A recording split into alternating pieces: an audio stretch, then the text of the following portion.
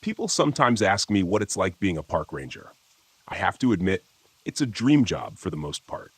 I work as a wilderness ranger, and that means I get to go it by myself with little to no supervision, wandering Yosemite National Park alone.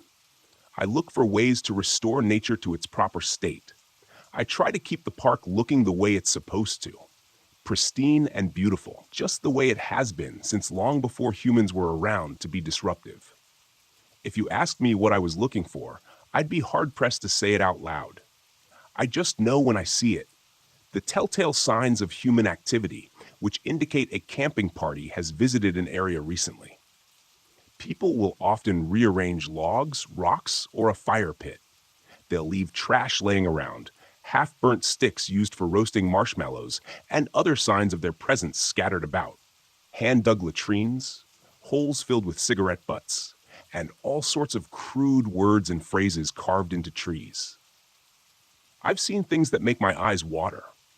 As a lover of nature and the untouched wilderness, my job is to correct their mistakes where possible, returning the wilderness to its natural form so that the next person to come along doesn't have to shed a tear at the sight of a forest slowly deteriorating with each subsequent visit. I think my job's vital. I'd hate to consider what this place might look like without people like me.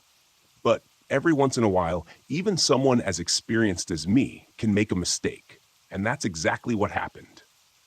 I made a terrible mistake, and now the wilderness I've always sought to protect has turned against me. I'm not sure if I'm going to get out of this alive. My uncle was the one who first told me about fairy rings. If you're ever walking alone through forests and you stumble across a ring of mushrooms and it looks too perfect, don't touch it, he said to me once. Those rings are made by fairies, and if you disturb them, they'll come after you. You might have bad luck, or even worse, you could fall into their world and become trapped there. Uncle Bill had worked as a park ranger in his younger days, and he had lots of great stories about working at Yosemite National Park. Maybe that was partly why I wanted to get into this line of work when I was younger. He told me and my older brother plenty of stories based in fact, but also quite a few based on folklore and legends, and some that he pulled straight out of his ass. Those were usually the best ones. It was often hard to tell the truth from fiction, at least for me. As I got older, I learned that many of the stories my Uncle Bill told me were fantastical lies, but I never held that against him. He made the world into a wild, hilarious, magical place for me from an early age. I remember he'd sing songs while playing his acoustic guitar around the campfire, making up the funniest lyrics I'd ever heard as he went along. To my young mind, it was like magic, even if he was just replacing the lyrics to Candyman with Candy Dog. To me, it was mind-blowing. Weird Al had nothing on my Uncle Bill as far as I was concerned. And I'll never forget that feeling of walking through the forest with him, marveling as he explained the subtleties of nature and believing in all the hidden things he told me about, real or not. Of course, as an adult, I didn't believe in magical things anymore. Fairy rings were not made by fairies. They were natural, although there were competing theories on how they came about. I had learned in college that it was a biological process. There's plenty of folklore around these odd-looking mushroom circles, but none of it is based in fact, or at least so I thought. But then all of that changed.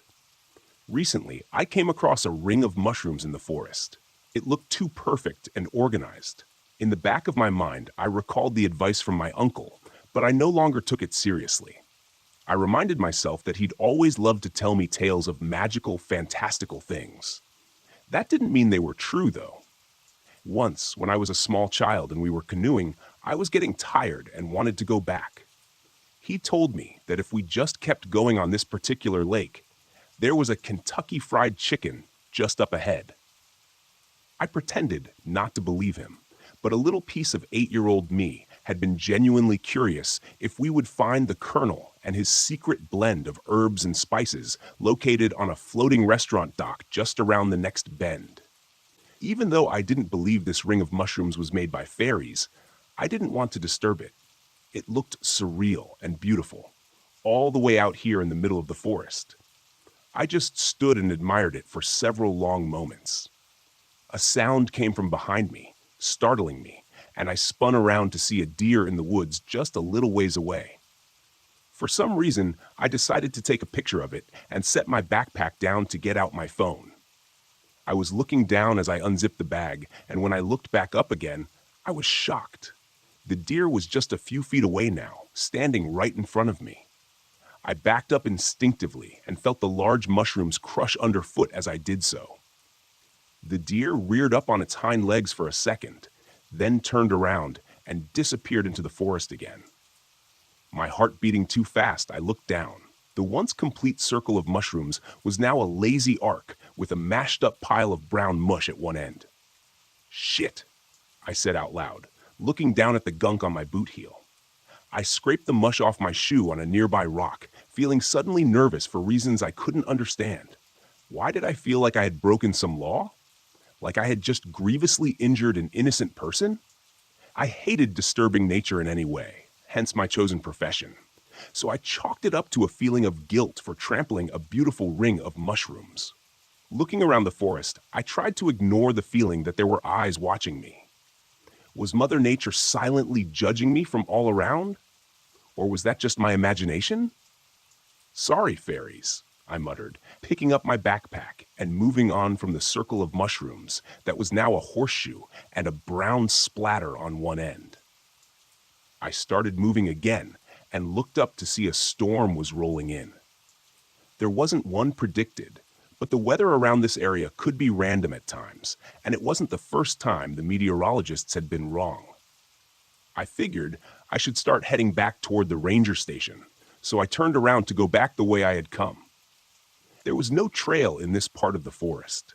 It was all navigated by landmarks and compass. I knew I had to head north and travel back up the slope, and eventually I'd find my way to the top of a ridge. From there, I would make my way back down toward a hiking trail. The cliffs far off to the east would serve as a constant marker. As long as I was within sight of them, I knew the park so well I could picture it all in my mind's eye. Plenty of thick forest was in my way between here and there, but it was easy enough to navigate if you knew how to keep a straight line. I started walking, picking up the pace when I heard a rumble of thunder heading my way. The storm was moving in very quickly, and a cold breeze rushed through my hair and chilled the back of my neck, as if to confirm this. After 15 minutes of walking steadily uphill, the wind was picking up even further, causing branches to come crashing down from the trees. The towering wooden columns were swaying violently all around me. It made me feel very nervous that something could fall down on me from above. Weirdly, the ground began to slope downwards. That didn't seem right, so I paused for a second to check my compass, but it was missing from its usual spot where I had attached it to my belt. Weird. It had only been there 20 minutes prior. Reaching my other hand down to feel for my radio, I noticed with increasing panic that it was gone as well. My heart began to beat a little faster as I looked through my bag and all my gear, trying to find these two crucial pieces of equipment. I never left the ranger station without either one. I continued moving in what I thought was the right direction, hoping I was just remembering the landscape wrong. Maybe there was a valley before the ground sloped upwards again? I had been mistaken before about things like this, and I usually found it was best to just go with my gut. The problem was, my gut wasn't sure anymore. I knew this was the right way, but my eyes weren't matching my sense of direction. I checked the moss on a nearby tree, and it confirmed my internal compass. Still feeling uneasy, I continued moving along, going deeper and deeper into this part of the forest, into what looked like a dark valley. As I walked, I began to see things that didn't make sense. Plants that I'd never seen before. Mushrooms in various shades and colors, ranging from greens to reds, yellows and oranges, even a few that were blue with yellow polka dots. I came upon 3 snowy white mushrooms that were so tall and broad they were as big as a child. They stood at waist height and swayed as I approached, as if aware of my presence. I'd never seen anything like them, and wondered if I'd accidentally ingested some sort of hallucinogen when I stepped on that fairy ring. Or maybe I fell into their world, Another voice in my mind said, sounding like my Uncle Bill, "No, that's impossible," I muttered to myself. "This is impossible." The clouds above were turning black with approaching rain, and that chilly breeze came again, running cold fingers through my hair. I spun around at the sound of movement behind me, terrified of what it could be. I reeled backwards, my eyes wide, my heart pounding like a drum in my chest.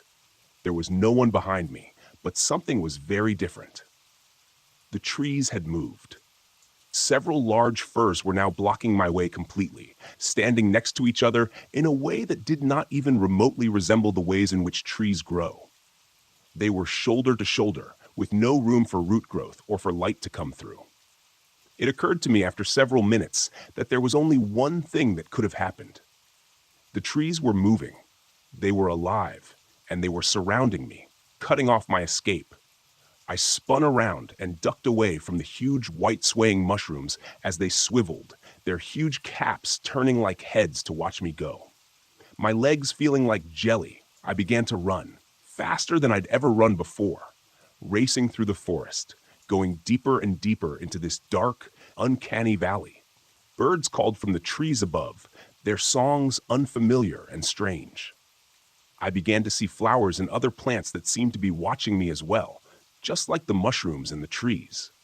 And I realized the forest was keenly aware of my presence. The trees were allowing me through, making a path for me, as if this was the way they wanted me to go.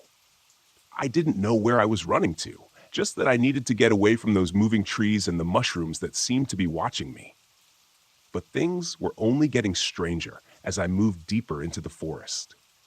Finally, the ground leveled off and the trees parted completely to reveal a river inlet. Towering cliffs stood on either side of the water, going straight up more than 100 feet on both sides. There was a hollow half log of driftwood floating on the water, looking to me very much like a raft. I turned around to see the trees had closed in, blocking my exit. There was only one way to go, forward. Up above, the skies were dark and swirling, and rain began to pour down, drenching me completely. As I climbed onto the log, I let my legs hang off either side and straddled it as the river began to swell. A few seconds later, I was drifting downstream on the buoyant log. It seemed like this whole area of the forest was one giant hive mind. It was guiding me somewhere. No, it was taking me somewhere. As I drifted along the stream, the current picked up speed until it was a quickly rushing river. Rapids and whirlpools tossed me up and down and spun me around, setting the log tilting and tumbling over rocks and waterfalls. My legs scraped against stone and were cut on their sharp edges. Several times, I lost my grip in the slick wood and the rain and nearly went headlong into the rapids. The water began to calm slightly, and I looked up to see there were now caves dotting the cliffs, looking down on me from above. Black holes pockmarked their sheer vertical walls like doorways into the unenterable homes of creatures that dwelled impossibly there. There was no discernible way to get up to those dark entrances, and yet I saw multiple red glowing eyes looking out at me from each one. This forced my mind to imagine the type of creature which could dwell in such a gravity-defying abode. I imagined humanoid chameleons, giant lizardmen, scaling smooth vertical walls of granite, climbing the stone as if they had suction cups attached to their hands and feet. Shuddering at this mental image, I just hoped those creatures weren't hungry and that they wouldn't decide to come down to the river to greet me. Their glaring eyes watched me as I drifted along, and I was so distracted by them that I didn't even notice the gravel shoreline coming up. Unprepared, my momentum threw me from the log and I went tumbling into the rocky shore. I stood and looked up to see I was just outside a cave. It stood before me ominously, and I heard a strange noise coming from inside. This made me curious, and I found myself taking tentative steps into the cavern. As my eyes adjusted, I saw there were steps leading down, carved into the rock. The wet stone dripped with moisture, cold water landing on my head and my hands occasionally. It was still pouring outside.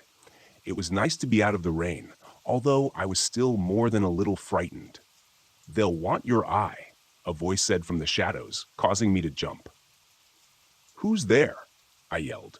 "Just one will suffice, but if one is better than the other, you'd better give them that one and not the other." I spun around at the sound, looking for the source. "Down here," it said, and I looked to see a small rabbit. Its eyes were red, its fur white and albino. "What did you say? How are you talking?" "You're a rabbit," I objected, as if this were the least sensible thing to happen to me today. "There's no time for this. The longer you stay, the more you're going to lose. Don't ask questions, just do as I tell you." The bunny was as insistent as it was cute. I was reminded a bit of the rabbit from Alice in Wonderland. The comparison seemed very apt at this moment. I just hoped this rabbit could lead me out of here. "Oh, okay," I said. "I'll trust you." "Good," the rabbit said. "Listen closely. You've desecrated a sacred place, the fairy ring." I tried to interrupt, to say I hadn't meant to, but he shushed me and continued. "It doesn't matter if you meant to or not. That was up ahead. The ones tasked with protecting this place, you must make it up to them. And there's only one way." I thought about his first words to me. "My eyes. They want my eyes." No, just one eye. You can pick, like I said, just so long as one isn't noticeably better than the other." I tried to protest again, but he was already hopping away, his little fuzzy white tail the last thing I saw before he disappeared into the shadows. "Great," I said to myself when he was gone. "Just an eye. That's all." I made my way down the stone steps and deeper into the darkness. Fire spouted from torches up ahead, leading me toward a raised platform where figures stood waiting for me. As I got closer, I saw what they were. Giant toads, each one as large as a Volkswagen Beetle. Their eyes were strange and faceted like mosquitoes, dark and reflective as polished jewels, staring intently at me as I approached. Their glaring eyes lacked any emotion. It was like a panel of judges, I realized, as I marched into the midst of them. They looked at me coldly for several long minutes until I wondered if they were waiting for me to do something. "They'll want your eye," I remembered the rabbit saying. That was insane. I wasn't going to give these monsters my eye. For what? Stepping on a few mushrooms? I scoffed at them and turned around to leave, but found myself face to face with cold, wet stone. The cave had shrunk, and it was now only this small room, just barely big enough for me and these 5 enormous toads. They stared at me with blank eyes. "What do you want from me?" I asked, raising my voice to ask them again. When they didn't respond, finally one of them did something different. It glanced down at the cold stone floor of the cavern. I followed its gaze to see a sharp rock, like a broken piece of graphite. I found myself reaching down to pick it up. "No, I can't," I said. But the longer we stood there, the more it became apparent that I would have to. The stink of the toads and the damp chill of the cave was becoming oppressive. If I wanted to leave, I would need to do what the rabbit said. Somehow he had known, as if this was the way it was meant to be. Time passed. I debated and pleaded with them. I got down on my knees and cried, but they never blinked an eye. Finally, after what felt like hours inside that cave, I decided I had to do it. I realized there was no other way. My heart pounding with terror, I lifted the sharp stone to my left eye and watched as the toads began to nod their oversized heads, their wide mouths stretching into even wider grins. I dug the point of the stone into my eye socket and began to pry and twist, thrusting it deeper until my vision clouded with darkness and red. The pain was so bad I had to stop several times. My knees buckled as I almost passed out from the agony. Slippery gore made it difficult to find purchase. But after several attempts, I finally managed to leverage the eyeball from its socket. Twisting and digging, it came out the rest of the way and fell, dangling from the tendon like a tether, swaying and spinning as it hung from my ruined face. One of the toads snapped out its tongue and grabbed hold of the eye, yanking it backward toward itself and tearing the tendon in half in the process. The pain of that was terrible, somehow worse than anything yet.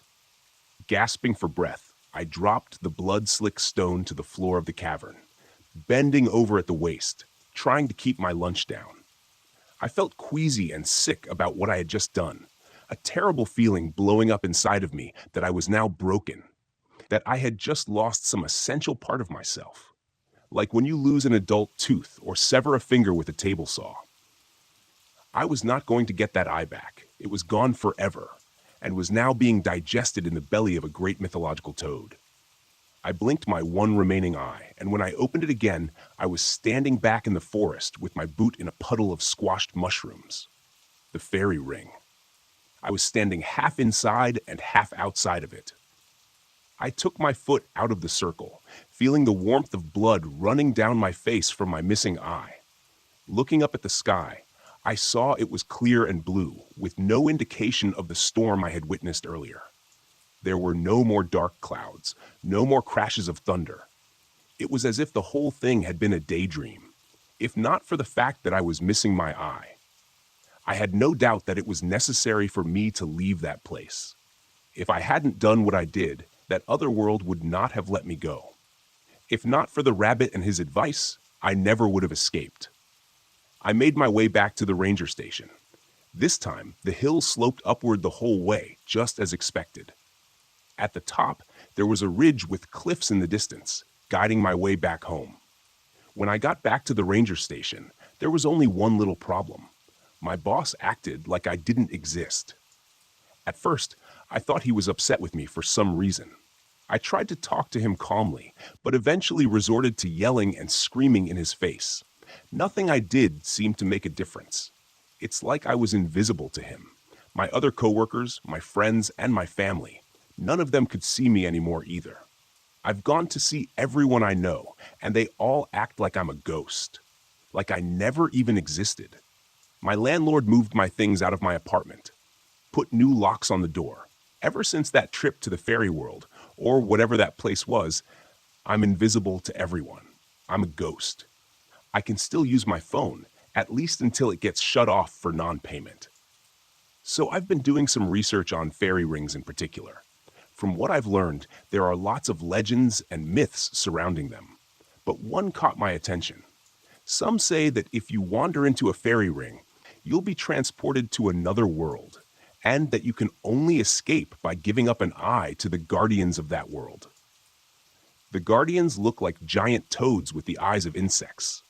Other legends say that if you wander into a fairy ring, the magical creatures of the forest will trap you there, or make you disappear so that no one can ever see you again. I think somehow I got the worst of both curses. I'm scared that this may never wear off. Whatever the spell is, it may be permanent. They'll want your eye, the rabbit had told me.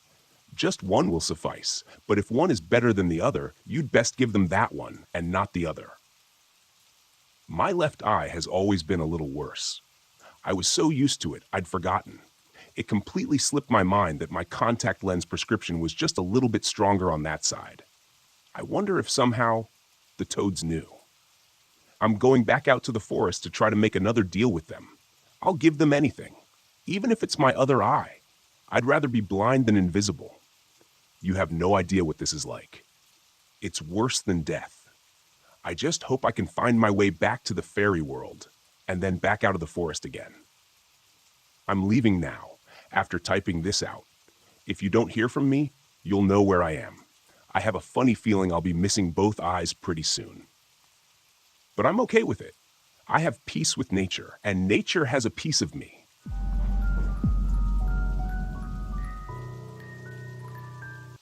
A man once paid me to be hunted for sport. I had stumbled across his post when I was browsing the web for work. I was looking for some sort of side gig to pass the time. I was at a bit of a crossroads in my life. I had quit my previous job to break away from the redundancy it had sucked me into. It was a spontaneous decision with no real-life planning. Luckily, in this day and age, the internet caters to people like me. People who don't care about chasing money or don't want to be tied down. It wasn't the money I was after, but the change it would provide. I felt like I couldn't enjoy anything in life, like I was just going through the motions. That night, I had been scrolling for quite some time, skimming over job posts, help wanted here, shorthanded there. I didn't think I would find anything that would suit me. It all seemed like the same thing disguised under a different title. That was until I found this particular ad. I thought it was a scam at first. Comical dollar signs on each side of the Craigslist title, like a trap set for the elderly in search of credit card numbers. I clicked on it anyway, curiosity getting the better of me. In all caps, the posting read, "Big money for manhunt volunteers." At least it was to the point. The details below gave a brief introduction as to what the job entailed. I skimmed them over with amusement, half of me doubting if it was true, the other half kind of hoping it was. As ridiculous as the prospect was, I had to admit it was exciting. There were some requirements for the job, however, and I was surprised to find that I fit the bill. Must be male. Must be young and fit if possible. Must not be afraid of the dark. Must come alone. No cell phones, no firearms, no police. Must meet the night before to discuss further. The list went on for a while, but ultimately ended with a phone number and a typed signature from someone simply named Bob. I found myself thinking it over. I didn't exactly have anything to lose, no family or friends. I always lived alone. The idea of wanting to pack up at a moment's notice never seemed to sit well with any of the significant others I had in the past. I don't know if it was stupidity or the need for adventure, but in the end, I found myself grabbing my phone. I mean, how often do people get to say they were hunted for sport? The money wouldn't hurt either. I gave him a ring. The man who answered the call was tipsy but eager, and when I mentioned my interest in his post, he seemed to be ecstatic, like I was calling to give him the lead role in a movie. The conversation was a little awkward considering the reasoning behind the call itself, but after a few minutes of cryptic back and forth, we agreed on a meeting place. I was a few towns away, but he insisted I meet him closer to his side of the woods. The hunt would be at his estate, and I should stay in town so I was well rested for the event. We would meet at a local bar called the Sixth Shot to discuss terms and conditions. He seemed determined, like he had been waiting for someone for a while. He said he would understand if I was in no hurry, but with my current status of unemployment and lack of overall plans, I found myself meeting his energy. I had to admit the concept was a little exciting, if it was real at all. We decided to meet the next day. The Sixth Shot was a bustling little place. A neon sign with a smoking gun made it easy to find. When I arrived, I found the guy immediately. He looked about how you'd expect a manhunter to look. He pulled it off well. A black polo and tan cargos, a shiny shaved head with a thick curled mustache, all worn on a very tan and muscular body. He was sitting at the bar alone, and he lit up like a Christmas tree when he saw me. Like he knew. He patted the stool next to him like he was welcoming a long-lost friend. When I crossed the bar, I was met with a firm handshake and a pat on the shoulder. He told me he was delighted to meet me, and drinks were on him. After a brief introduction, he got a glass of top-shelf bourbon for himself, while I sipped on an Irish red ale. I had acquired a taste for it recently. Considering he was trying to hire me with the intent to murder me, he sounded like a pretty cool guy. We got to know each other a little before getting to the serious stuff. The people around, enjoying their drinks, were none the wiser. The man known as Bob was actually Robert Callahan, a man born into a world of wealth and, as it seemed, perpetual boredom. His father ran a very successful chain of automotive stamping companies that he inherited from his grandfather. By the time his father passed, there were so many buildings and people assigned to making the gears turn efficiently across the globe without his input. He was able to live a life of leisure on a 7-figure income without as much as lifting a finger. The companies ran themselves as he got older, and he filled his adult years with seeking thrills across the globe. He tried anything that got his adrenaline pumping, from skydiving to whitewater rafting. He took a liking to hunting, which he said had started an escapade of finding the world's most dangerous predators and killing them, no matter the cost. He said he had seen it all, but in all his years, there was one thing he hadn't bagged: a human. I laughed at his extraordinary lifestyle, feeling a bit mundane when it was my turn to share stories. Mine was far from exciting. I left the more boring bits out, but I told him I spent most of my 20s as a park ranger. It kept me close to nature and the outdoors, but when it's all you look at, it tends to lose its luster. I left that to be a cab driver in a big city, something that kept me in transit and entertained for a while. Always moving, with so many people to observe in the busy city life. But in time, I found myself too contained to the city itself, which is why I recently quit. This brings me to about where I was right now, discussing being hunted by another man. He was fascinated, jotting down notes in a little pocketbook while he sipped his bourbon. We conversed for a time. I finished a couple of beers, and he ordered another pour of bourbon. The conversation was nice. It had been a while since the last time I went out with friends. Despite the fun I was having, we couldn't beat around the bush forever.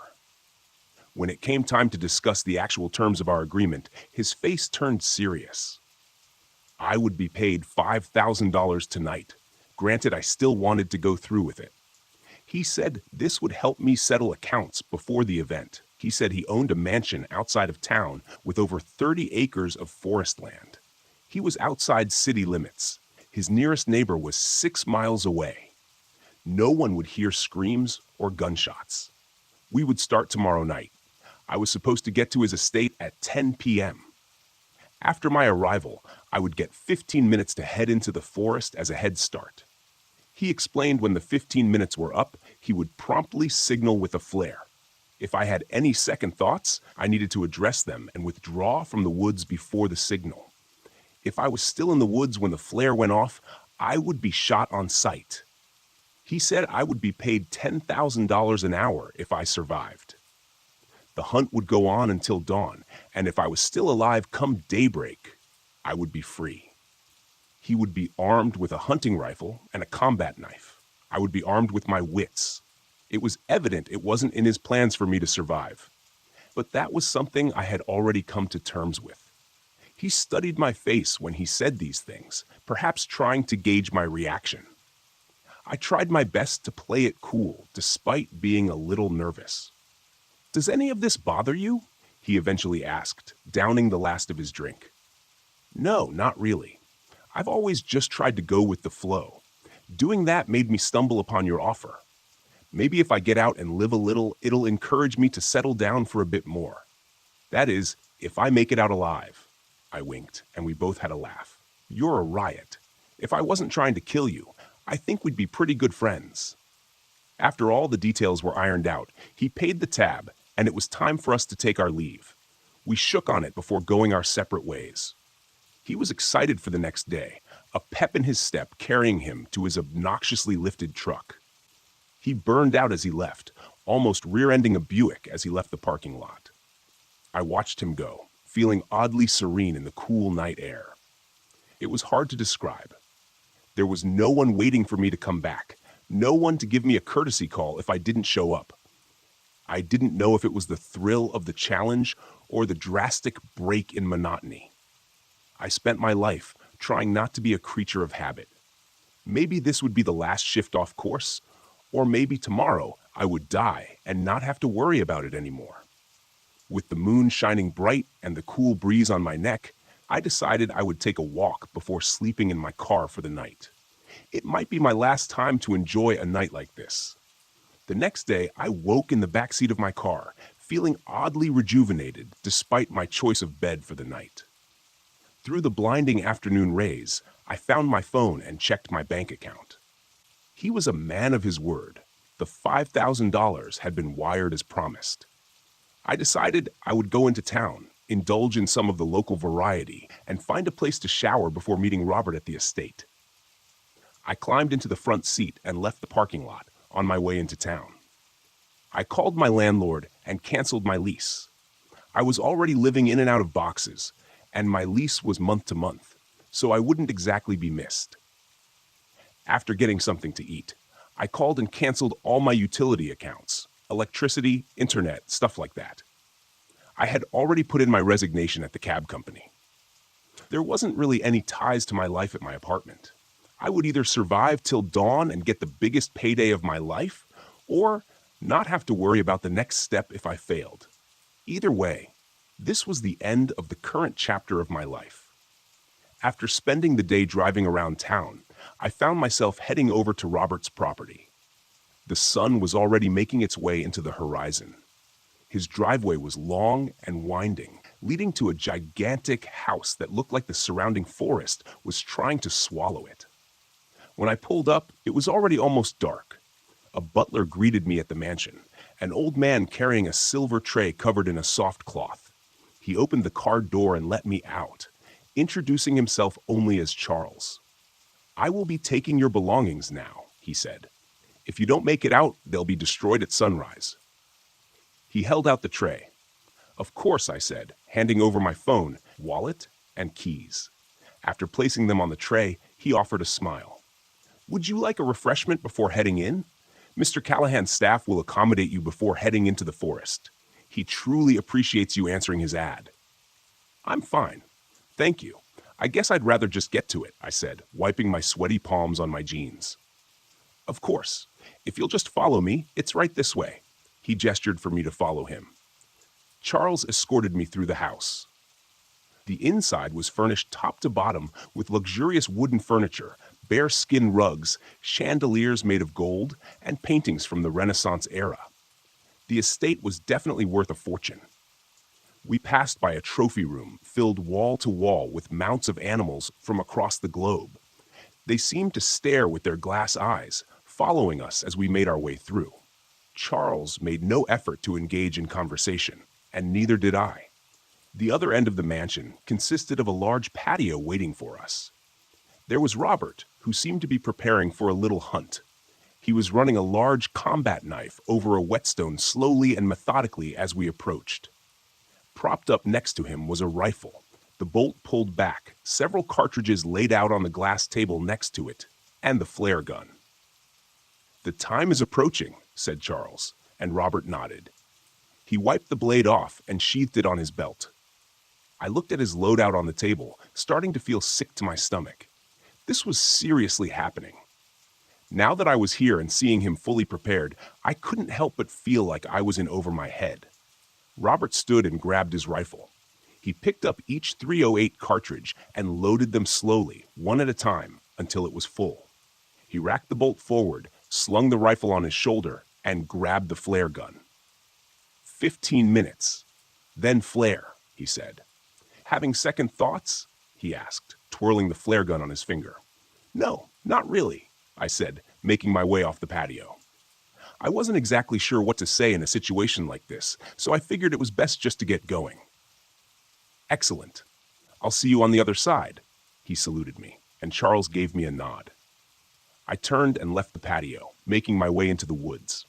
Each step got heavier as I approached the trees, the darkness behind them getting eerier the closer I got. When I reached the tree line, I looked back at the mansion. Robert and Charles just watched expectantly. I swallowed and ducked in, feeling the full weight of my decision, perhaps a little too late. Once the mansion was no longer visible, I started jogging. I was mindful of my footsteps. A stray log or vine could trip me up.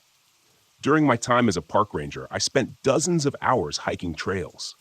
I would survey the land weekly, picking up discarded things like trash and lost clothing. This landscape was much different, however. The ground was uneven, years of collecting leaves, buried and fallen limbs, and jagged rocks. I was wearing decent boots, but the terrain was unforgiving. One misplaced step, and I could roll or break an ankle. I wouldn't be able to rush too much, so I maintained a steady pace, hoping to put enough distance between us and maybe find a decent place to hide. With the sunset and no light source, I couldn't see very far in front of me. I tried not to think about how much time had passed. I just focused on pushing forward. The trees started to crowd, giant maples with lush branches blocking the moonlight. I ducked under them quickly. A twisted branch snagged my shirt, and I shook it loose. Birds screeched and roused from their perch, flapping away in a panic at my presence, their cries echoing into the night, sending a chill down my spine. There's nothing to be afraid of, I thought to myself. Not yet, at least. I came to a small clearing and took a second to catch my breath. I leaned on a tree, shaking clumps of mud and pine needles from my boots. The ground was wetter than I had anticipated. Off in the distance behind me, there was an echoing pop, and I looked to see the flare reaching toward the sky, a little orange ball of fire. I pushed off the tree and continued. I had to keep moving. I ran across the clearing, each step squished on the ground as I went on. My third stride, my boot stepped on something awkward and hard. By the time I heard the clicking sound, I knew it was already too late. The sudden force clamped down on both sides of my ankle. I could do nothing but cry in pain. I stumbled awkwardly to the ground, agony shooting through my leg as the wind was knocked out of me. I looked down at the bear trap, blood oozing from where the metal jaws were buried. I was frustrated at my foolishness. Of course, he had put traps in the woods. Why wouldn't he? I forced the jaws apart, the mechanism creaking, begging to bite down again. My hands shook, holding the slippery metal, and my leg was barely free. I let it snap shut. The sound of steel on steel clanked into the night, so loud it bounced off the trees. A second later, I heard an excited whooping noise. I'd heard him. He would be coming. I tried to see my ankle in the dark. There were nasty gashes on either side, but I didn't think it was broken. I got back up. It would hold weight. It was just hurting like hell. I didn't want to look back when I pushed forward, panic starting to set in, trying to regulate my breathing. I moved as quickly as I could, one strong step, one baby limp. I scanned the ground, looking for more traps. There had to be more, surely. Branches whipped my cheeks and pulled at my clothes. I tried to be more careful, but I just couldn't see them quick enough. My left foot squelched with every step, blood soaking through my sock into the laces. I pressed on, hurdling a large dead log. I had to find a spot to hide for a moment to catch my breath. My heart was racing. I was having trouble thinking rationally as I could with the situation. A wave of fear washed over me for the first time in a long time. I'd gotten what I wanted, a thrill to make me feel alive. But as I looked down at my mangled leg, I was starting to regret it. Gunfire cracked in the distance. Branches next to my ear exploded, specks of bark and dust hitting my face from the racing bullet. I threw myself to the ground and started crawling, dragging my injured ankle with me. I dragged myself to a large pine tree and sat behind it, trying to come up with a plan. The gun went off again, closer this time. The round punched into the tree, shaking loose needles that fell from above. I squinted in the dark, trying to see ahead. In front of me, the ground started to slope, and I could finally make out the sound of rushing water. It could be a creek or a small river. Keeping behind the large pine, I slowly stood, trying to stick to the shadows until I was ready. I pushed off and started to run for the slope, hearing the gunfire again. As soon as I was in view, a fierce pain ripped through my shoulder, and my arm went limp, but I wouldn't stop. I started down the hill. I could see the shimmering surface of the creek below, something bobbing in the water, rotted logs from the looks of it. I needed to get down there, get under the water, and use the logs as cover. I worked my way down the slope. The ground was wet, each step threatening to slide out from underneath me. I heard footsteps now, breaking sticks and brushing trees as they tried to catch up. Another gunshot. The bullet whizzed over my head and missed. I tried to go down further and crouched, but my feet were too unstable. I focused on the water, a little bit closer and closer, like it was my salvation. I was almost there. Behind me, I could hear the racking of the bolt-action rifle. I shot a panicked look behind me. I could barely see him working through the trees, 20 yards away. As I turned back to the creek, my good foot got caught on something. I fell forward, hit the ground hard, and started to roll painfully and awkwardly in the dark. I watched my descent in a swirl of moonlight and darkness, my elbows and knees colliding with the earth as I went. I came to a stop at the edge of the water, lying on my back, gasping for air. I barely moved, my vision spinning as I looked up at the sky. I could hear him coming down the hill slowly and carefully. He knew he had won. He was taking his time now. Exhausted and defeated, I looked at the creek. It wasn't logs I had seen floating. Bodies. Several of them, bloating and rotting in the clear glow of the moon. I looked around. The more I saw, men, women, children. Robert was there now, boots squishing as he looked down at me. A pair of black goggles were over his eyes, a wicked grin on his face. He unslung his rifle and let it fall to the ground, then pulled the goggles off his face and cast them aside like toys. Disappointing. Very disappointing. I thought with you being a park ranger and all, you'd make it further. But here we are, at the creek. They never make it past the creek. Robert cracked his knuckles and pulled the knife from his belt. He held the knife in both hands and brought it down, aiming for my heart. I put up my hands to fight him, but it only delayed the inevitable. He worked free from my grasp and elbowed me in the head. My vision blurred once more. My arms went slack as he buried the knife in my chest.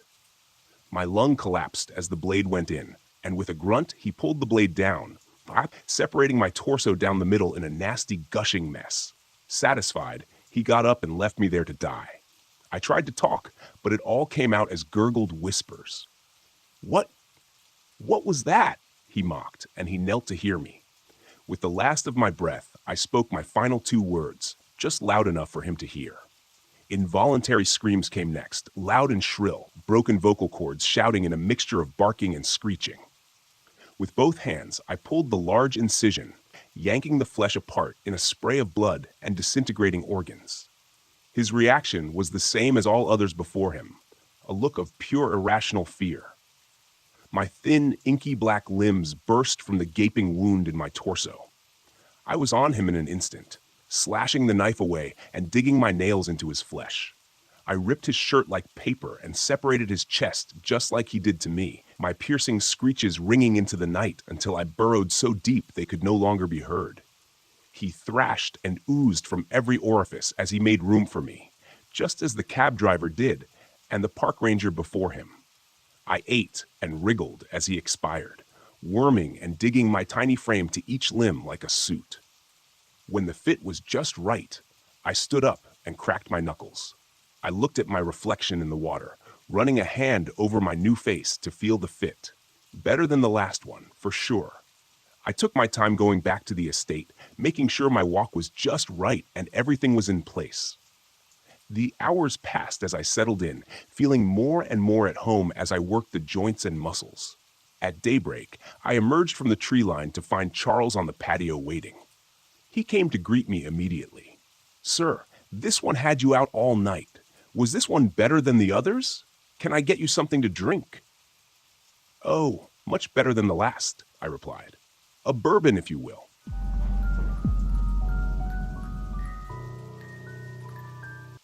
I've been a fire lookout for about a year now. I spend most of my life alone in a small, window-lined, one-room shack atop a steel and wood-frame tower in the middle of the Great Smoky Mountains National Park. My only companions are my collection of cheap novels, a laptop computer with infrequent and unreliable internet service, and the two-way radio I use to communicate with the few nearby towers and ranger stations. Nearby is a bit of a misnomer, though. Using my high-powered binoculars, I can just barely make out Tower 12 on a clear day, situated several miles to my west. Tower 15, the next nearest to my location, only appears as a glint of sunlight to my east when the sun catches it just right. I've been told the Parks Department intends to put up some additional towers in this area as soon as it gets the necessary funding, which is probably no time soon. That's fine with me, though. I like the solitude. It helps quiet my mind, keeps the memories at bay. Mostly, I occupy my days either with simple maintenance in and around the tower or scanning the dense trees all around me for any signs of trouble. It's been a dry year, so the threat of fire is a constant one. This particular afternoon, I was clearing some brush from around the base of the tower that had begun to encroach on the fire road leading back to the nearby ranger station 20 miles away. Even with the heavy suspension of the government-issued Jeep, the road was a harsh ride at the best of times. I had just finished dragging some brush cuttings off into the tree line when the radio clipped to my belt squawked. "Tower 9, this is Tower 12. Do you copy?" It was Billy Johnson, my supervisor. Nice enough guy, I suppose, tended to leave me alone most of the time. I straightened up and stretched my back, wiping the sweat from my eyes with my forearm and keyed the microphone attached to my shoulder.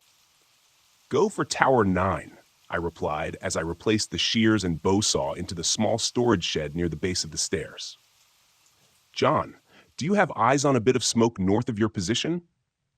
Stand by, Billy, I said, snatching up my water bottle and jogging to the metal staircase that wound its way around the tower.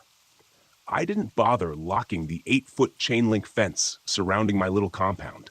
Chances were I'd be back soon enough. Reaching the top, I stepped through the trapdoor and onto the walkway that circled the cabin, closing it behind me. It was habit at this point. The last thing I needed was to take an errant step and tumble down through the open hatch. I'd probably end up breaking my neck. As I passed by, I reached into the open door of the shack and grabbed the binoculars hanging on a nearby hook. Rounding the railed corner of the walkway and turning my attention to the dark green blanket of trees stretching out before me, I saw the smoke almost instantly. A thin trickle of wispy white haze rose lazily above the canopy some distance off. Probably just some campers, I figured, though there weren't any approved campsites in that area. We always had more than a few folks each season who decided that camping off-trail in the deep bush sounded like quite a hoot. Most of them come back just fine, oblivious to the danger that this wilderness presents to anyone not adequately prepared. Some of them have to be brought out by search and rescue. Some of them just don't come back. A ranger or a random hiker might occasionally come across the deserted remains of a campsite and report it in. Those are the spooky ones, the ones where people just vanished and left behind a perfectly set up campsite. No explanation, no clues, just a deserted clearing, often with perfectly intact tents and personal effects. But there are bears and mountain lions, along with a handful of lesser predators that roam these forests, and sometimes they get hungry enough to stalk and even kill humans. And that doesn't even take into consideration the much more likely scenario, folks stepping out of their tents at night to take a piss and very quickly getting lost. Most humans aren't suited to survival in the wilderness, unfortunately. My radio squawked again. Tower 9, what's the word? Yeah, I see it, Billy. Looks to be a couple of miles due north of my tower. What's your plan? He asked. I knew what he meant. Keep an eye on it and hope for the best, or take a trip over and investigate. After a brief pause, I sighed with resignation. It's probably just a campfire, but I guess I better head over and take a look to be sure. I didn't relish the thought of trekking to that area of wilderness, to be honest. It was the only area I hadn't explored during my time here. There weren't many trails heading in that direction, and the ones that did were badly overgrown and too narrow for the Jeep. A couple of miles hike might not seem like a lot, but when you're out here alone, the dense trees seem to stretch on forever. 2 miles can feel like 100. Roger that, John, Billy replied. Take your pack and your rifle. Check in periodically. Will do. Tower 9 out, I said, replacing the binoculars on their hook and shouldering the red canvas backpack waiting dutifully in the corner chair. I grabbed the rifle from its rack over the doorframe, checked to make sure it was loaded, and headed out. As I locked the gate behind me, I threw my pack in the back of the Jeep and set the rifle beside it. The Jeep wouldn't get me too far before the brush made the trail impassable, but if it saved me even half a mile of hiking, it was well worth it. The sun was still high in the sky. I had plenty of time to get there and back before dusk, as long as I didn't dawdle. I started the engine and turned the wheels toward the unmaintained trail to my right. After only a few moments, the trees and canopy obscured any trace of the watchtower behind me. I was actually able to push the Jeep farther than expected, a pleasant surprise. I was probably a mile along the trail before it bent, and a massive pine lay across the path, much too large to go over. The dense underbrush around me ruled out the possibility of going around. I immediately lamented not bringing the chainsaw. Cutting it up and winching the pieces out of the way wouldn't have been too difficult and would have saved me a ton of trouble. With a quiet curse, I stepped out of the Jeep and grabbed my gear from the back seat. I smiled to myself as a quote from a certain fictional adventure-seeking archaeologist suddenly came to mind. We walk from here. Making sure to mark the location of the Jeep on my handheld GPS, I stepped over the thigh-high tree trunk and continued along the path. According to my earlier estimate, the trail was heading in the direction of the smoke, which was a blessing in my book. The less time I had to spend bushwhacking, the better. The trail continued to narrow, as I expected, and before long, I was brushing branches and leaves with my shoulders as I walked. The trees, which had been alive with the cheering and chirping of animal life near the tower, now seemed muted. The forest around me was growing denser, feeling oddly claustrophobic at times. Billy checked in a few times, and I updated him on my progress, promising to maintain regular contact. He advised me that a weather relay from the ranger station had reported an approaching storm, likely to reach us before nightfall. A quick glance at my watch made me wince. I had already spent more time than I'd predicted. Maybe it was best to turn around and head back. The last thing I wanted was to get caught out here overnight with minimal supplies and a rainstorm. I wasn't worried, but it sure wouldn't be comfortable. If I'd been farther from my destination, I probably would have turned back right then.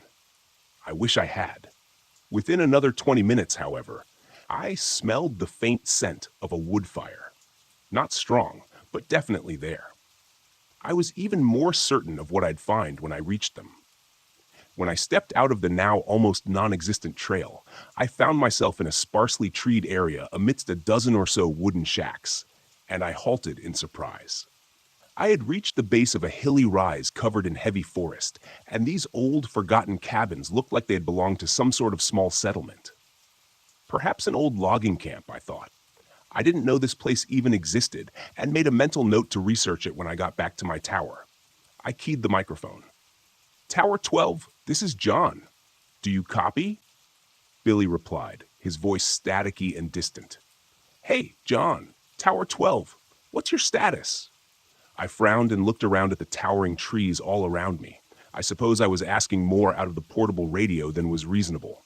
I was lucky I still had any signal at all. "I found what looks like an old logging or trapping camp," I said, meandering among the decaying and derelict cabins. Most had collapsed roofs and were barely standing. "The campfire has to be nearby. I'm going to take a look around a bit more." There was a pause before Billy spoke again. "What's your current location, John?" I glanced at my handheld GPS and relayed my position. Another pause. "John, I think you should probably just turn back. Come back, okay? You don't have many more hours of daylight left, and that storm looks like it's getting worse." Something in his voice sounded off, but I couldn't quite place it. Nervous, maybe? I couldn't blame him. My safety was his responsibility, and the idea of one of his lookouts being caught out in a storm overnight probably didn't sit well. Coincidentally, it didn't sit well with me either. "You may be right, Billy," I replied, turning around and casting my eyes over the area. "I'll just head." I stopped as my eyes caught sight of a bright yellow nylon tent just beyond the last of the structures. "Repeat your last, John." "I didn't get that." "Stand by." "Tower 12, I said absently, making my way toward what I now realized was a small cluster of 3 modern tents situated around a central fire ring. The fire had been completely extinguished, but the embers still smoldered lowly, the source of the smoke. I looked around for the campers. Nothing. No one in sight or earshot. Sleeping bags and electric lanterns were still inside the tents, though I couldn't find any backpacks or supplies. "Hello?" I called out, turning in a circle. "I'm with the Forest Service. Is anyone here?" Nothing, just the muted echo of my own voice. I was about to dump some dirt on the remaining embers of the campfire and call it a day when I noticed the narrow footpath leading toward the slope. In the soft dirt were clearly recent footprints heading away from the camp. I keyed the mic again. "Tower 12, this is John. I found the source of the smoke. It's a campfire, all right?" "Nothing to be concerned about," Billy answered almost immediately. "Roger that, John. Head back home." I paused a moment, curiosity pulling me toward the footpath. "I'll be heading back shortly, Billy. Just want to check something out first." "I wouldn't screw around out there, John," Billy replied, an edge to his voice. "Better head back now so you can beat the storm." His last sentence didn't exactly sound like a suggestion. Something had him rattled. I hesitated before answering. Acknowledged, I said, knowing full well I was going to check out the path before heading back. Still, I didn't feel like arguing with my supervisor over something so small. Just a quick walk up that path, then I'd be on my way. This path was even less established than the one I'd been on earlier, but I could clearly see the campers' imprints in the dirt as I went. Before long, I emerged into a small clearing, eyes widening with yet another unexpected discovery. The rough-hewn timber that framed the entryway was set into the near vertical slope of the hillside before me. It created a dark tunnel entrance that had clearly been sealed off with a heavy iron gate many years ago, likely by the Park Service to keep inquisitive hikers from falling to their deaths in an old, abandoned mine shaft. So it had been a mining camp, not a logging one. I didn't know there were any mines near here. Hell, I wasn't even sure what they could have been mining for. Coal? Maybe gold? Did they even have gold mines in Tennessee? Who knows? Certainly not me. Clearly, regardless, now that gate stood wide on its hinges, the remains of a rusted chain and antique padlock lying in the dirt nearby. Hell, I couldn't just turn around and leave. One of these dumbass campers had decided it'd be fun to explore a closed and restricted mine entrance. This is Tower 12. This is John D. Reed. Billy probably wouldn't be happy that I'd continued my exploration after he told me to head back, but there was nothing to do about it now. I wasn't equipped or trained for any sort of cave exploration or rescue. The Rangers had very specialized teams for that sort of thing. But I could at least poke my head inside and see if there were any campers, or hear them, confirm if they went inside. No answer from the radio. I tried again, with the same results. I tried a different approach. Tower 15, this is John from Tower 12. Do you copy? I said into the radio. I figured I might be able to at least get Nathan's attention if I was out of range of Billy. Tower 12.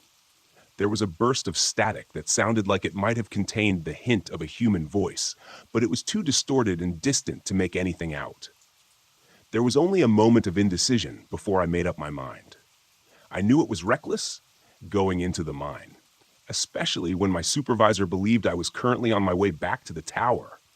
But I had this nagging intuition that something might be wrong with the whole situation. Maybe someone was hurt and needed help. I couldn't just leave them there, knowing that I might be their only chance of rescue.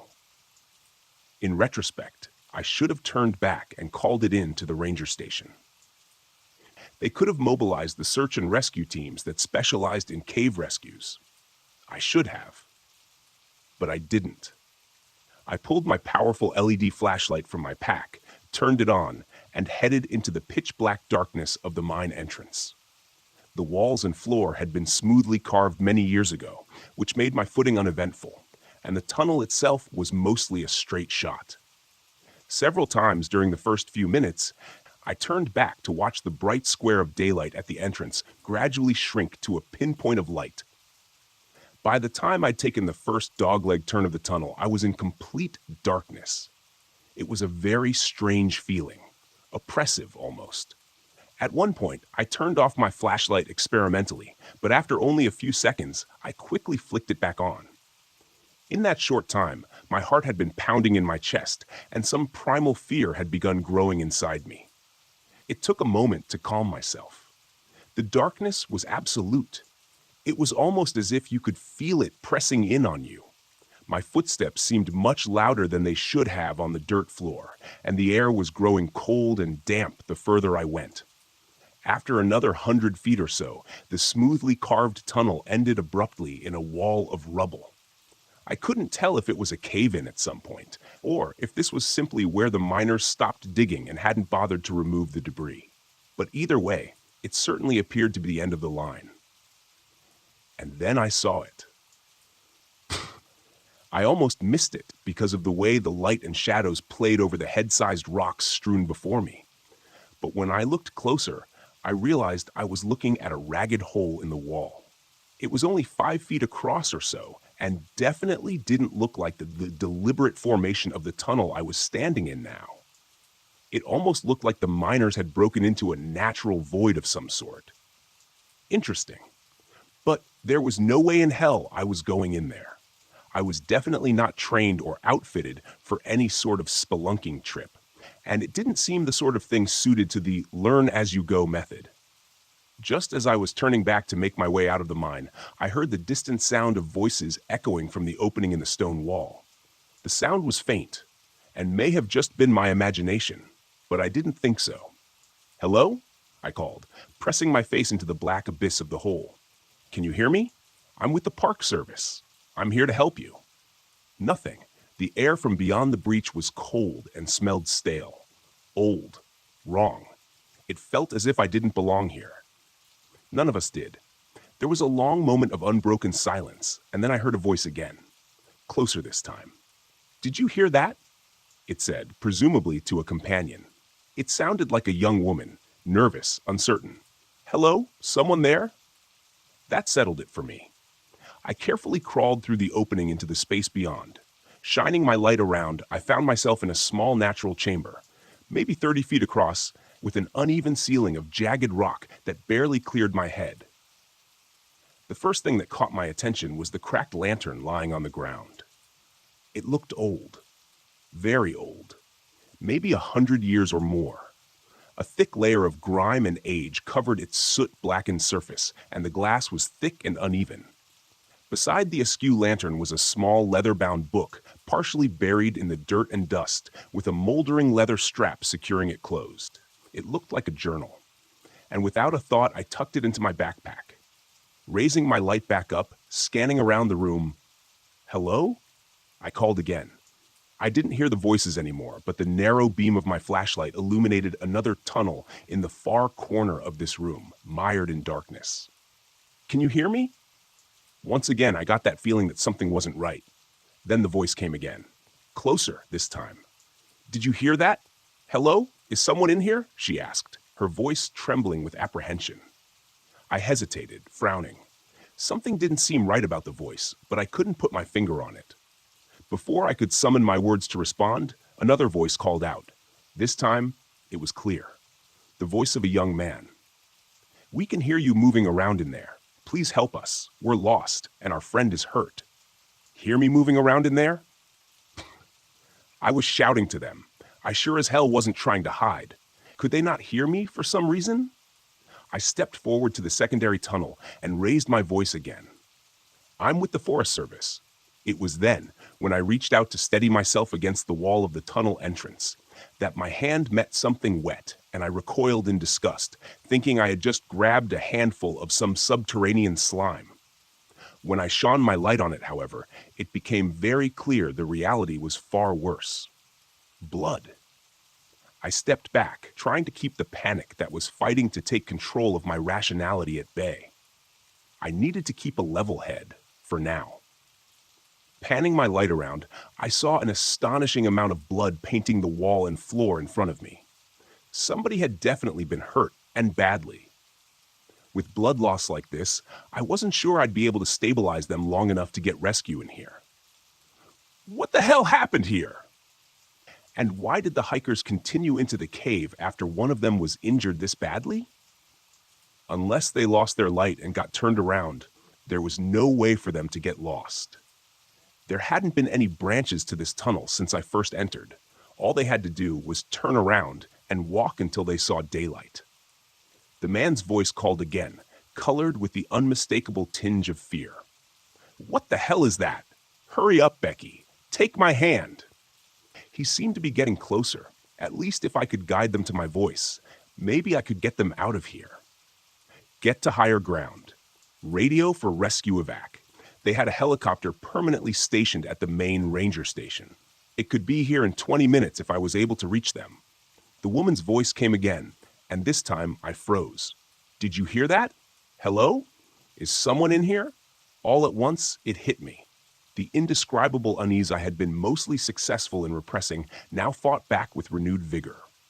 I realized in that moment what I had missed previously. The woman had repeated herself, twice now. No change in her inflection, no variation in emotion or urgency. It was exactly the same, down to the syllable. It was like I was listening to a recording. "Did you hear that? Hello? Is someone in here?" repeated the male voice, now even closer. "Hurry up, Becky. Take my hand." Below the words, I could hear the stealthy sliding of something over rocks. It seemed like it wasn't too far beyond the tunnel entrance now, but I wasn't going to wait for it to emerge from the darkness. I didn't think that what I'd see emerge from the darkness would be a couple of college kids who'd had a rough time of it during a weekend camping trip. Allowing my panic to run free, I turned and threw myself through the cave breach and landed roughly on the flat stone floor of the mine shaft. Beyond skinning my hands to hell and banging my knee on a rock, scrambling my feet with a hiss of pain, I ran as fast as I could, not realizing until I finally burst into the waning light of the late afternoon that I had lost my rifle somewhere in that cave. It was darker than it was when I first entered the mine, and a quick glance to the sky showed the angry black thunderheads that had moved in, as promised, much faster than I had expected. I quickly swung the iron gate closed on screeching hinges and looped the chain between the bars as tightly as I could, securing it rather lamely with the hasp of a broken padlock. I stood there for a long moment, bent over with my hands on my knees, trying to catch my breath outside the mine entrance when I felt the first drops of the coming storm on the back of my neck. I straightened and looked through the bars of the gate into the ominous darkness beyond, realizing how ridiculous my barricade really was. It wouldn't do much good if something tried to get out, but at least it made me feel a little bit better. Until I heard the voice echoing from the mine shaft. Peh, getting closer. It was unmistakable. Uncanny. "Hello, can you hear me? I'm with the Park Service. I'm here to help you." By the time dawn arrived the next morning, I had climbed down from my temporary shelter in the low boughs of the red cedar and tried to work out all the painful kinks from my stiff shoulders and neck. The night had not been kind to me, but I was alive, which is more than my fiercest mind expected after yesterday. The night had been harrowing. There was no better word to describe it. The rain hissed among the trees and stung exposed skin angrily, driven by the banshee wail of the wind rushing through the forest, accentuated by the chaotic flashing of lightning and the heart-stopping crack of thunder. Because of this relentless chaos, it's difficult to say with any certainty. But throughout the night, I thought I heard something large trying to move stealthily in the forest near my shelter.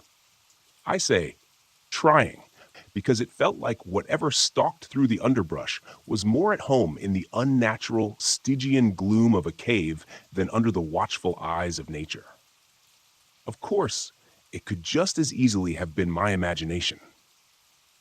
In the first dim light of dawn, as it started to illuminate the sodden and dripping forest, I spent the better part of 20 minutes straining my eyes with every ounce of concentration as I scanned the gray woodlands around me. I was only 10 feet or so above the ground, but there was no way I was going to step foot from my hide until I was absolutely certain that I was alone. Once I was satisfied I was alone for the moment, I climbed down to the muddy ground. I tried the radio several times through the night and into the morning, but wasn't able to get even a burst of static that might indicate someone trying to respond. A combination of the storm and interference from the trees worked against me. My first thought was to get back to my Jeep as quickly as possible and run every drop of gas out of its tank, trying to get as far away from this place as I could. When I checked the GPS to see how close I was to its marked position, however, I found the unit unresponsive, with a disastrous crack across the screen that seemed to mock my dismay, probably caused by my less than graceful scramble from that damned cave. A rifle, no radio, no GPS. Perfect. I still had a compass and the rising sun to guide me, though, and that was something. I was only a couple miles from my tower, which should have been somewhere due south of where I stood. I knew that once I got close, I should be able to either find the service road or the tower itself, so there wasn't much danger of getting myself lost, at least. It was a small comfort, but one I gladly took. I moved through the trees and undergrowth with more speed and recklessness than I probably should have. An ankle broken by an errant misstep would have been bad news. Still, even though I hadn't heard or seen anything of my late-night visitor, I couldn't help but feel I was being watched. Do you know that creeping sense of dread you feel when you've just turned off the lights in the basement and now have to climb the stairs back to the light of the doorway? Or when you're making your way from your car in a dark and lonely parking lot? The feeling that something is there, something much more suited to the dark than you are? It's that same feeling that pushed my footsteps almost to a jog as I traversed the uneven ground and storm-felled trees that tried to hinder my passage. For the next hour, I moved at this pace, aware of every rasping lungful of breath, knowing that I should pause and rest for a few minutes, as pushing myself to fatigue would only increase my chances of falling or hurting myself. I imagined myself lying in blinding pain next to an unseen chuck hole, clutching at a broken leg and watching as the sunlight began to dim with the onset of dusk, waiting for whatever hunted my trail to find me. What would happen? Would I even have time to look on its visage before it struck? Did those campers in the cave? A misstep and a stumble that nearly made this nightmare a self-fulfilled prophecy jarred me back to the present. Against all instinct, I forced my pace to slow, first to a trot, then to a walk, and then reluctantly, I stopped completely, trying to catch my breath while I scanned the dense woodland around me. Nothing. No. Not nothing. As my heart began to slow and my breathing returned to a more manageable cadence, I turned my gaze back in the direction I had been headed, and an unconscious smile found its way to my lips. The sun had risen high in the morning sky during my flight, and now I caught a flash of its reflection on the windows of my tower, not 200 yards directly ahead of me. I laughed aloud with relief, fully aware that this fear-tinted eruption was closer to the manic cackle of lunacy than anything else. I didn't care, though. My feet started forward on their own, quickly reaching a brisk pace. A few minutes later, I burst out of the trees into the maintained clearing surrounding my tower, feeling the full sunlight on my face for the first time since yesterday. Had it only been a day? It seemed like longer.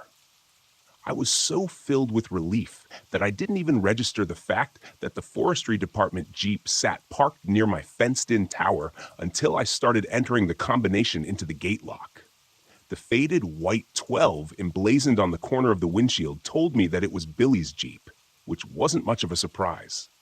I realized after a moment, after not hearing back from him, that I was more surprised I hadn't returned to find an entire search and rescue team making preparations to search for their lost puppy.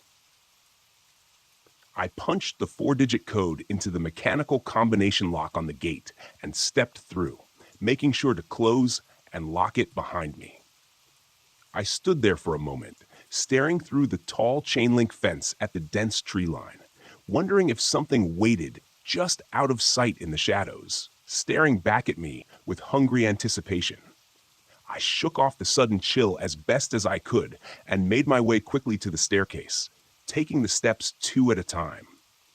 Billy was going to be pissed at me, I was sure, but that thought was a fleeting one that didn't take purchase. His displeasure was the least of my concerns right now. When I reached the top, I threw open the trapdoor and suddenly found myself looking down the muzzle of a very large rifle. Even in that brief moment of abrupt shock, I could register how the barrel trembled in the hands of its agitated master, and I wondered how close I came to having my life ended in a brief flash of light. The moment only lasted a second or two, and then Billy hastily swung the rifle away in a safe direction. "Damn it, John," he exclaimed, his tone an incongruous mixture of relief and fear. "I almost shot you." I stepped fully through the trap door and let it close behind me. "Jesus, Billy," I breathed, leaning back against the railing. I suddenly felt weary and realized it was likely the adrenaline now rushing through my system that had kept me moving at such a hurried pace throughout the morning. "Where the hell have you been?" he demanded, stepping back inside my shack and taking a chair at the small table in the center of the room. I noted with mild interest that he kept the rifle leaning against the table beside him instead of stowing it in the rack over the door, but decided not to comment on it. Billy Johnson was in his middle years, maybe 45 or so, with a bit of a gut and grayish-brown hair, trimmed clothes. He wore an impressive mustache that reminded me of something an Old West gunslinger might sport. He was dressed in typical attire, khaki Forest Service shirt and brown cargo pants. In addition to the rifle, I had had the unfortunate opportunity to closely examine a moment earlier. I noticed that he wore his .500 Magnum in a holster at his side. That wasn't too unusual. When in the bush, bears and mountain lions can sneak up on you unawares. Having a hand cannon within easy reach goes a long way toward taking the fight out of them if necessary. It was a little unusual for a drive over to another tower, I suppose, but not exceptionally so, given the circumstances. I took the opposite chair, dropping my pack to the floor next to me.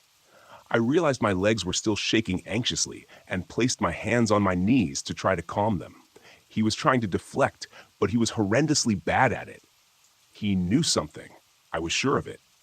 "You know where I've been," I replied, gambling on instinct.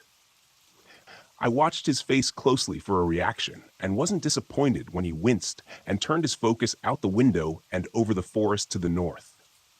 "I told you to abort and head back to your tower," he stated brusquely.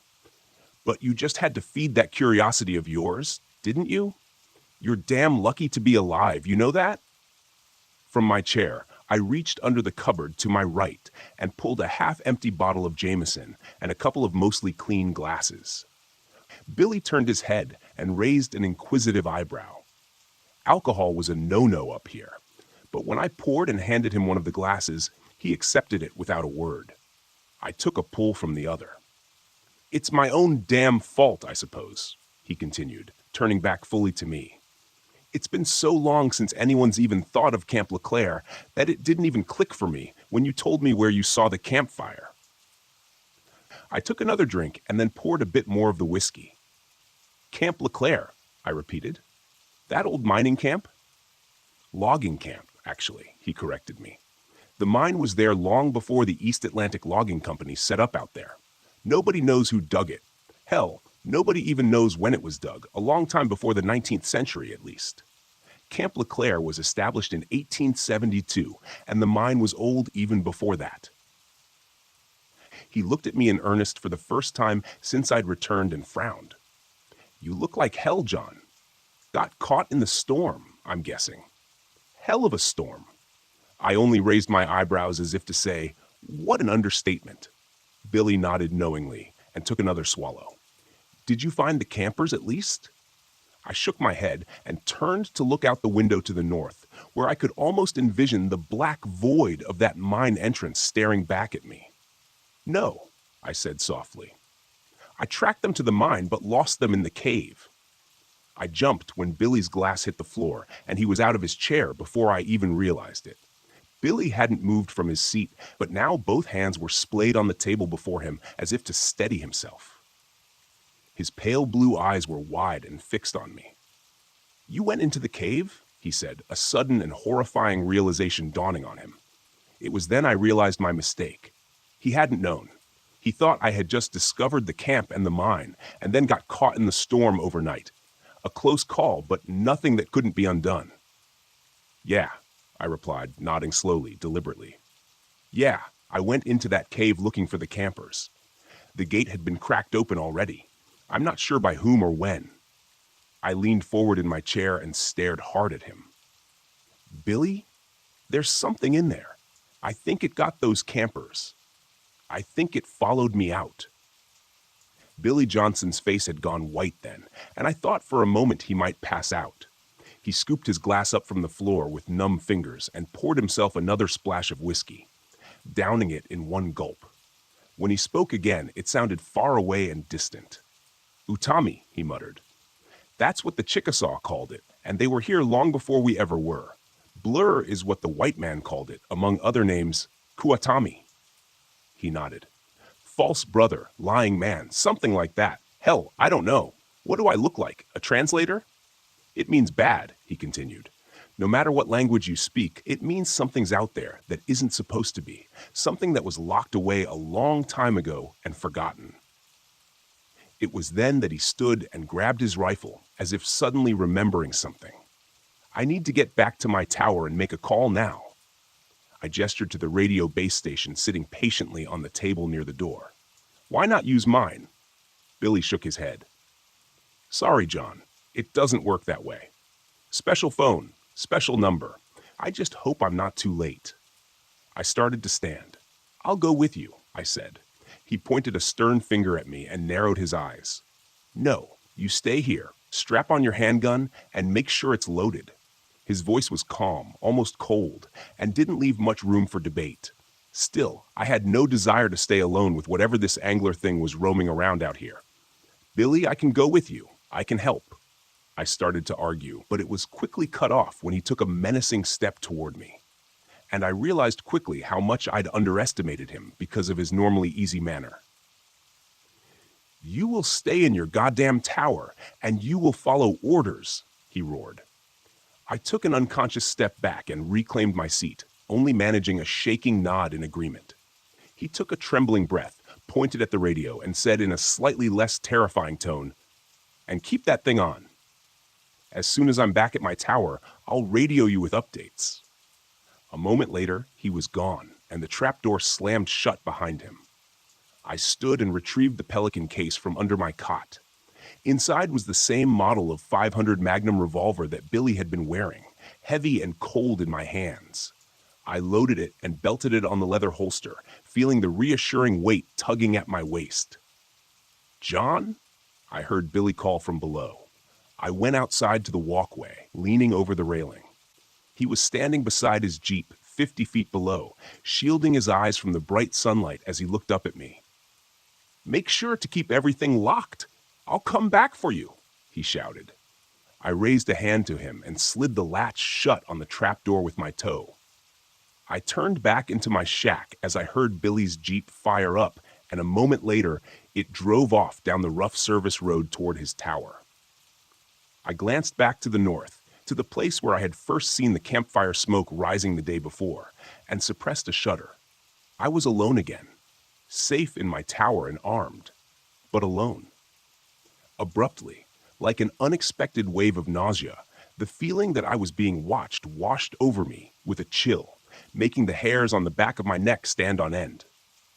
I looked back over my shoulder to where Billy had been only a minute before, but saw only the rough service road and dense, impenetrable tree line beyond. That's probably just my imagination, but the feeling didn't diminish, and with every passing breath, I was more and more certain that there was something nearby, just out of sight, standing stone still in the gray-green foliage, waiting. I stood there a long moment, eyes straining for any hint of movement or alien shape among the shadows. But if there was, my human eyes weren't sharp enough to pick it out. I stepped back through the open doorway of my shack and dropped down into the chair again, my eyes catching the bottle of whiskey before me. I was tempted to pour another drink to help settle my nerves, but I could already feel the tickle of a buzz at the edges of my mind from what I'd already drunk, and quickly decided that was the last thing I needed for my reflexes and awareness to be dulled right now. I'd made more than one poor decision in the last 24 hours, and I didn't think adding another to the pile was such a great idea. Grabbing the bottle, I screwed the cap back on and reached to return it to the sparse cover to my right. As I did so, my boot caught my pack, knocking it over. Without a thought, I reached down to move it out of the way, and then remembered the old weather journal tucked inside the front pocket, the one I'd found in the cave. I reached into the unzipped front pocket. For a frustratingly alarming moment, my searching hand couldn't feel anything in the compartment, and I feared that I'd lost it in my chaotic escape. But then my fingers brushed the familiar shape, and I withdrew it, setting it in front of me on the table. I could see the book much more clearly now in the daylight. It wasn't overly large. A little larger than my hand, and maybe the thickness of my thumb. There were no markings on the front except for a simple, grimy brass loop that secured the leather strap holding it closed. I wasn't sure I wanted to see what was inside, but I needed some answers. Anything. A stray sound from the trees below rose to my ears, and I froze, listening intently for more, but none came. The forest around me was silent again, and I turned my attention back to the journal, pulling the strap free from the cover and turning to the front page. From the pocket of Andrew Robinson, it said. The writing was neat and compact and distinctly male. The ink was a rich black, scrawled upon brittle yellow pages, and though faded with the years, was still mostly legible. I turned to the next page, where the entries began. I felt as though I had dropped into his account midway, as though this was just the latest in a series of journals that Andrew Robinson had been keeping. 23rd July, 1891. After nearly a week of hard overland trekking, we reached the abandoned camp late this afternoon, exactly where the old trapper said we would. Sequoia Arpani, tracker, has once again astonished me with his overland navigation skills. I must admit I was skeptical at the yar in the old tavern, spun the crowded confines of the common house in Dun Creek, especially after I smelled the liquor on his breath. But the professor never gathered a moment. The man's instincts for reading human character are absolutely singular. The camp looks to have been abandoned, and I have to admit a certain unease as we inspected the rough cabins. There isn't a soul to be found, and it looks years abandoned, yet everything stands as if awaiting the loggers' return at any moment. Strange. 24th July, 1891. Our small troop, both intrepid adventurers, made camp in the center of LeClaire last night. Those cabins likely would have been more comfortable, but I doubt any of us would have felt at ease intruding upon them. Richards laughed it off when someone mentioned how peculiar it was that the loggers had departed in such a hurry that they abandoned their personal possessions. But I could see in his eyes that he felt it odd as well. Sequoia, our ever-courageous and solid guide, seemed ill at ease and unusually withdrawn, refusing all conversation and only responding in queries with quiet grunts. Something of concern hides behind his eyes, though, and I wonder what it is. Only the professor seems unmoved by the unusually still atmosphere of this place, and his typical infectious positivity keeps working at our unease, keeping it from expanding beyond its current state. Today, we spent much of the day exploring the area surrounding Camp LeClaire, and the sunlight was nearly spent when Dobson burst back into camp with news of his discovery. We all of us raced at a moment's notice behind him as he led us along an ill-used and nearly invisible footpath that led ever ascending upon the side of the northern rocky slope. When the path terminated, we were deposited before a truly curious sight, a barricaded tunnel entrance that had been bored into the rock face by some unknown hands. I suspect some sort of exploration tunnel or added dug-in search of precious ores, especially given the nation's more recent history with gold fever. The wooden barrier that had been roughly assembled from a hodgepodge of heavy timber beams was curious, and several of our group commented on it. But the professor dismissed the triviality, so the matter was dropped. It is far too late in the day to proceed any further, but we plan to penetrate the barricade and enter the tunnel in the morning. The excitement among the men is palpable. 25th July 1891. Sequoia is gone. He took his supplies and his prized Winchester rifle and fled sometime during the night like a phantom. This is a shocking blow to all of us, foreign to the professor, with whom the Pawnee tracker had partnered for a number of years across much of the eastern states. We have no explanation for his sudden desertion, and it sits unwell with the entirety of the group. The overall mood has darkened, I fear. Still, we must push onward. 25th July 1891 addendum. It took more than 2 hours of hard labor, but we were finally able to gain entrance to the mine shortly before noon today. Richards managed to get his boot caught between two heavy timbers as he stumbled forward, straining his ankle with a terrible cry.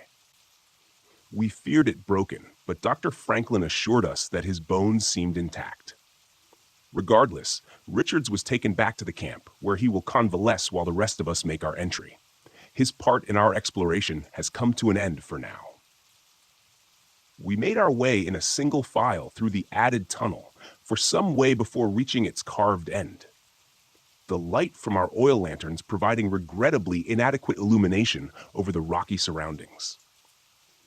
When we reached the terminus of the mine tunnel, our hearts sank for a moment before the professor gave an exclamation of discovery and suddenly disappeared through a nearly hidden rift in the wall, surrounded by jagged rocks. We eagerly followed him through, careful of our footing as we went, and found ourselves in what I can only assume to be an accidental breach by the miners into a natural cave system. The air was chill and unmoving, but our excitement over this discovery laid any concerns or discomfort this may have caused. The professor directed us to set up a secondary camp in this new chamber, which we'll use as a staging point for further exploration. So, we spent the rest of the day bringing supplies for our main camp and constructing a smaller version in this moderately sized chamber. By the time we completed this endeavor, the efforts of the day precluded the start of the exploration until the group has had the opportunity to rest and replenish their energy. I feel I will sleep well tonight despite the anxious excitement buzzing around my mind. 26th July, 1891. Another shock. When we woke this morning, O'Connor is gone. The Irishman, who has ever been reliable and constant as the North Star, was assigned first watch last night. There is no trace of him, and no indication that he took any provisions or even his personal rucksack with him. I fear his natural inquisitiveness may have gotten the best of him and led him to explore the deeper caverns beyond our ad hoc base camp, for his lantern is the sole item that has gone missing with his person. The professor immediately rallied the rest of our small group, 7 in all now, and mounted a search for our lost companion. I tried to caution him against rushing into action, but he was not to be deterred. To my dismay, I was the sole man ordered to remain here at camp, whilst my companions took up their supplies and launched deeper into the cave system in the event young O'Connor returned in their absence. I was understandably disappointed, but grasped the logic of it well enough. I would loathe to think of O'Connor returning only to find us all gone, and then losing himself again, trying to find us. I shall endeavor to rest a bit. With luck, my companions will return before long with our lost compatriot. 27th July, 1891. I am at my wit's end, and I'm unsure how to proceed. It has been more than a day since the professor led the rest of the men in search of poor O'Connor, and I have felt their absence as keenly as I am aware of my own solitude in this cave. I've seen nothing of our missing companion or the party that delved deeper into the system yesterday morning, and I know their lanterns did not have sufficient fuel to carry them for this long without other means of illumination to guide their return. I fear they are hopelessly lost. I myself had to return to Leclerc for more lantern oil for my waning light. I must admit, with no little embarrassment and some reluctance, to my return to this dark place, which no longer carries any of its former adventurous excitement or fascination. It is now nothing more than a doorway into the deep places below the earth, where men were never intended to tread. But the growing apprehension is not the worst of it. The sounds, by heaven's grace, the sounds. I first became aware of them last night as I did my lantern and tried to set myself to sleep.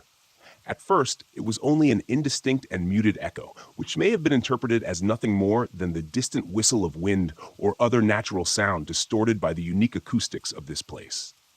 Then I heard the distinct tonal qualities that could only be a man's voice. I instantly rose and took my lantern, raising the flame and rushing to the entrance of the cave that swallowed my companions. There I stood, listening with such keen focus that I felt beads of sweat upon my brow. I would swear upon a holy book that it was the distant call of the professor himself, and I eagerly called back with as much fervor as I could summon, hoping desperately to guide them back to me. However, the instant I called out, the voices vanished, and I was met only with the suffocating silence of an open tomb. There I stood, straight as a sentinel, praying for a response from my friends. After several minutes of absolute silence, my thoughts began turning to dark things. I became painfully aware that anything beyond the weak cast of my lantern would be utterly invisible to me. But I, on the other hand, would be lighted as a beacon to it. I pushed these thoughts from my mind as forcefully as I could, inwardly chastising myself for seeing ghouls where none existed. I was about to call out again to my lost companions when I heard it. The voice came again, echoing from the claustrophobic abyss that lay before me, mired in the blackest darkness one could imagine. It was still some distance away, I estimated, but I was certain it seemed closer now. When the third time I heard it, I was just barely able to make out the words, but it was enough to be sure. My own words echoed back at me from the depths of that damned cave, and in my own voice, I staggered and nearly dropped the lantern. At that moment, could the legends be true? The professor always seemed to believe them, though I must admit I attributed his faith to the unwavering certainty he held in those things lost to antiquity. He'd always maintained that a legend, especially one whispered by so many indigenous people without mutual contact, must have some root in truth. But that line of reasoning is antithetical to modern civility, and I must reject it and focus on the more probable explanation that my already stressed nerves were turning my fears against me. The voices must be those of my companions, lost in the dark, but near enough to hear their calls. They must be. I'm not certain what lies next, but I know that I cannot abandon my companions, my friends, to wander the darkness until they fall from exhaustion or dehydration. Not while I might yet help them. I will leave this written account at the entrance to the cave. This lantern is nearly spent, but I have another with a full vessel that'll take its stead. If I do not return, at least someone may know of our passing here. May God be with us all. I closed the journal with a trembling hand, momentarily lost in what I just read. How is it possible? The journal was more than 130 years old. No animal alive then could be what pursued me now. What if it's not an animal? The sudden burst of static from Billy's call that simultaneously erupted from my radio base station and the portable handset clipped to my shoulder made me jump and drop the journal to the floor, heart pounding. I cursed under my breath and keyed the microphone. "Go for Tower 9, I answered, my voice tight as I spoke. My eyes drifted out across the sky to the east, where darkening thunderheads had been unknowingly gathering and marching slowly in my direction. I shook my head. Icing on the cake, I thought. "John, what's your position?" asked Billy, the self-assured authority that filled his tone now strangely absent, replaced with something else, fear. I frowned a moment at the question before answering. "What do you think, Billy? I'm in my tower, just like you told me." A strange pause before he spoke again. "John, this isn't some sort of joke, right? You're not outside my tower?" I was growing more agitated by the moment. What sort of question was that? I had no Jeep. There was no way I could have made it to his tower in such a short amount of time, even if I'd wanted to. "No, Billy," I answered with more force than I intended. "I'm not outside your tower." I stopped mid-sentence, a horrified realization sweeping over me. In that moment, I tried to speak, but my mouth had gone dry. "Billy," it was all I could muster. The radio was silent as my eyes slowly drifted to the west, where I could just make out the small, lonely shape of Tower 12. Barely visible over the darkening blanket of green, was that a gunshot?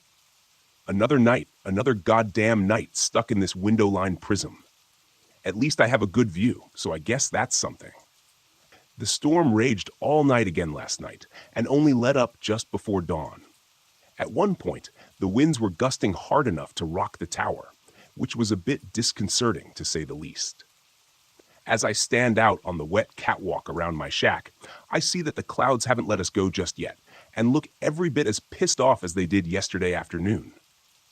It seems like the last dry season has come to an end, which is good since I've been slacking a bit on my fire-watching duties over the last couple of days.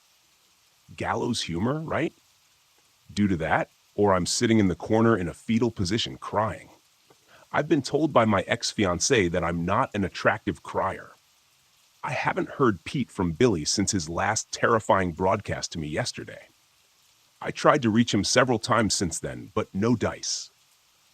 I've also tried reaching Nathan and the ranger station, but all I get is static, even from my base radio set. When I first started here, I remember Billy telling me during my brief orientation that the radio should be able to reach out 50 miles or more, so I'm not sure what's going on with them. Update.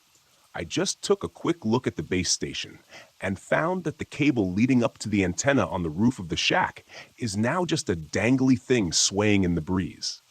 The storm must have decided it needed the antenna more than I did because it's gone. I can see where the screws were torn out of the wooden mast, and before you say anything about whatever this thing is that's been stalking around and deciding to sabotage my radio, I should probably tell you that the wooden antenna mast looks like it's been around for a long time. The wood was probably dry rotted to begin with, and now that it's soaked, it's crumbled away into little wet brown bits as soon as I probed it with my fingers. Speaking of whatever this Kwatami or angler thing is, and I'm just going to call it a mimic, I think I haven't heard anything weird since yesterday. I'm assuming it's still over there somewhere, but I don't think it's nearby. If it's still anywhere around here, it's probably somewhere over near Tower 12, or at least that's what makes the most sense to me anyways.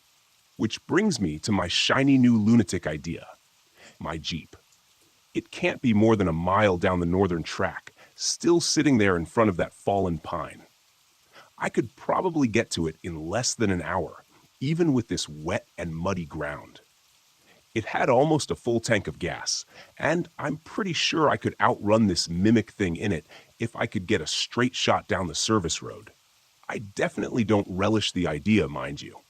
Every instinct is screaming at me to sit my butt right down where I am in this tower, and I know the ranger station will start getting a little antsy when Billy doesn't check in after a few days, but I'm also thinking they may extend it out a day or two in light of the foul weather. Maybe 5 days out in the wilderness, and then I'll have a ranger truck parked outside my tower. The question is, what they'll find when they get here. See, I've been thinking about it. Billy definitely knew more about this thing than I do. Certainly enough to not open the door when he heard it outside, pretending to be a Girl Scout selling cookies. That makes me think that maybe the fence and the trapdoor might not be enough to stop it if it really wants in. As pants shittingly terrified as the prospect of leaving the tower and making for the Jeep is, sitting here cornered in my window-lined shack, just waiting for it to show up in the middle of the night is worse. At least I have a chance out there. I still have the Magnum. It's been holstered to my belt since yesterday.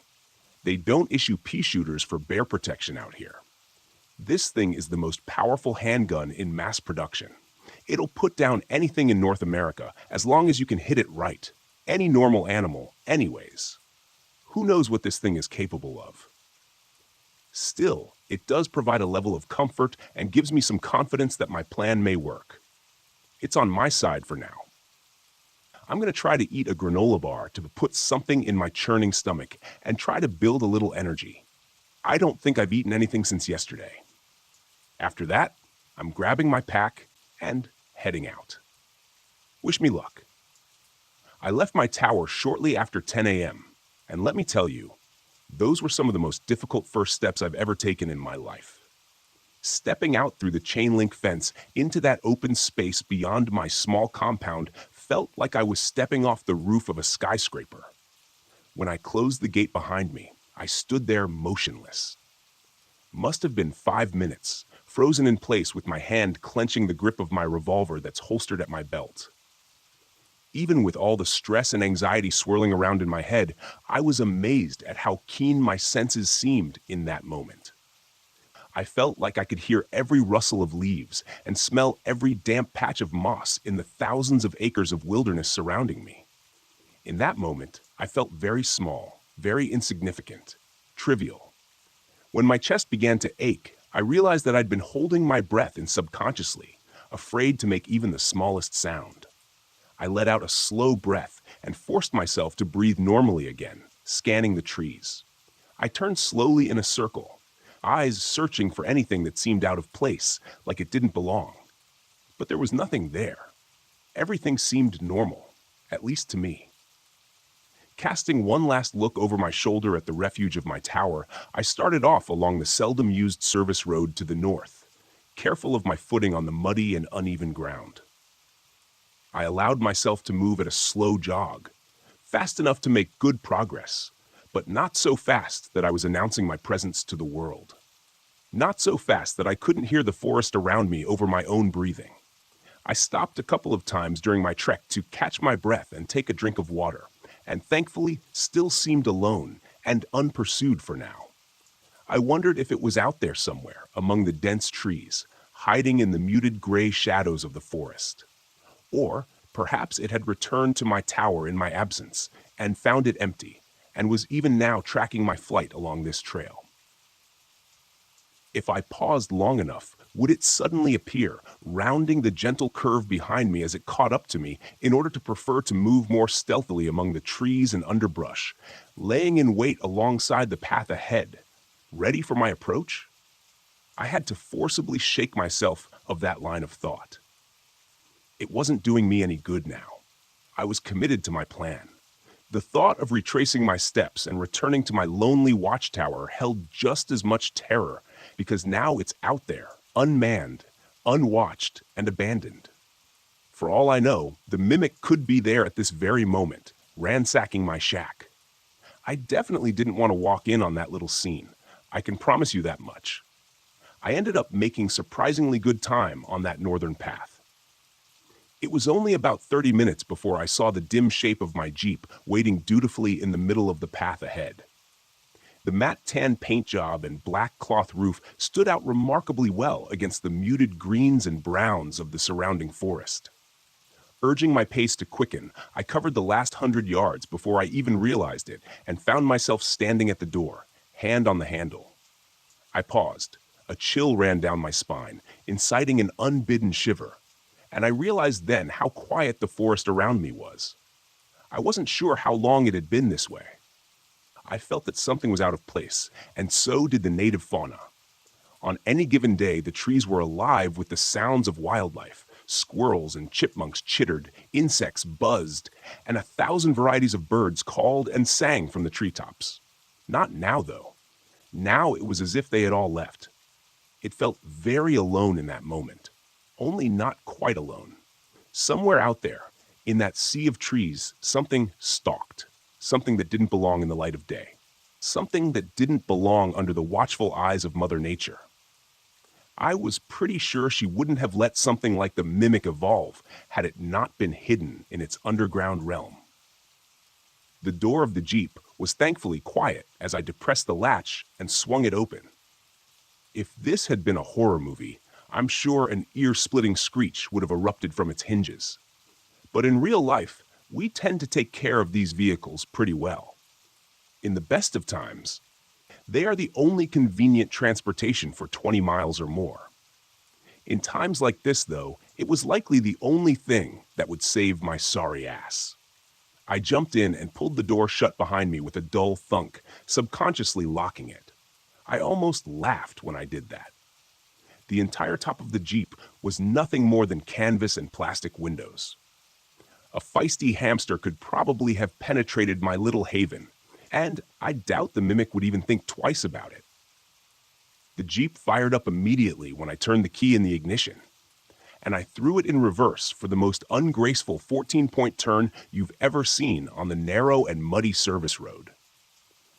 Once I got it turned around, I didn't waste any time directing it the way I'd come. The service road was really little more than an uneven and ill-maintained dirt trail, and was only ever used infrequently by the rangers and lookouts. As I'd previously mentioned, it was a rough ride, even for the heavy suspension of my trusty steed, so I had to keep it at a reasonable speed. The very last thing I needed was to snap an axle or bounce myself right off the road and into the trees. Considering the condition of the trail, with the fact that it constantly wound and curved as it progressed, it meant that even my best speed wasn't much faster than I could run on foot. That's okay. Once I got past my tower, the service road was generally better maintained and followed a more or less straight path. I'd be able to build some decent speed there and be out of the wilderness and standing at the ranger station in an hour or so. The abrupt appearance of my tower caused me to feather off the gas as I rounded the last curve from the northern track. I slowed to a crawl and squinted through the now dirty windshield. From here, everything looked exactly like I had left it. The gate still stood closed, and looking up, I could see the trapdoor also appeared shut. Maybe this thing hadn't returned. Hell, maybe this thing wasn't ever going to return. For all I knew, I was headed in the opposite direction. It's not like looking at a GPS on it or anything. It was at that moment that I nearly pissed myself when the radio, still clipped to my belt, squawked, and I heard probably the last thing I had ever expected to hear. "John, are you there?" The signal was pretty clear, but his voice sounded weak, strained. I almost didn't respond. I was frozen in indecision, clouding my mind. I didn't know what I could trust to be true, but I doubted that this mimic had read the radio manual and learned how to operate the handset.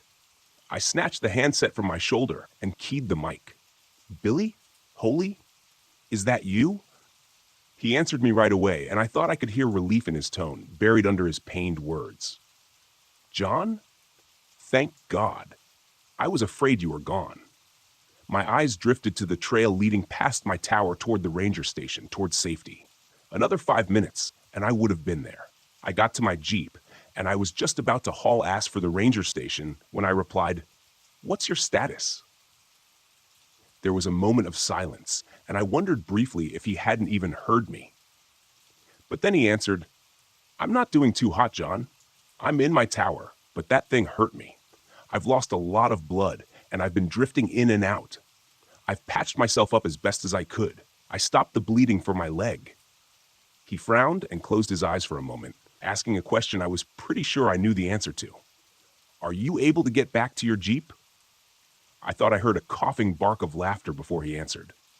"I don't think so. Pretty banged up, man. What happened?"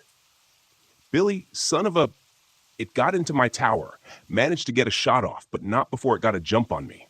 I took off before it did me in, so I think I hit it. I don't know where it is now, though. My tower is wide open, and it hasn't come back, so maybe it's dead." I doubted that. Things never work out that simply.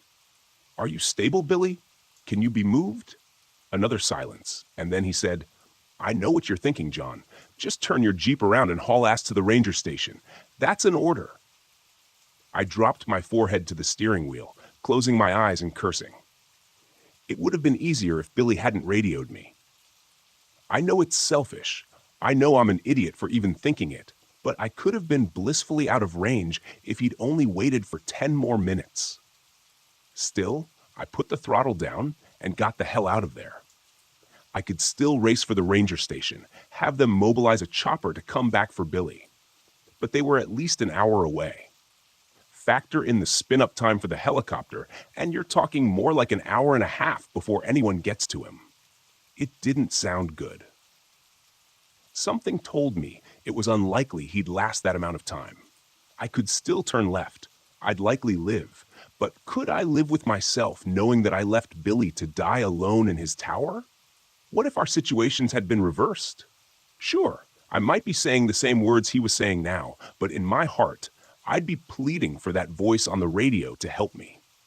I couldn't imagine being in his position, lying there, hurt, bleeding out, knowing that his safe haven was wide open and that thing was out there somewhere.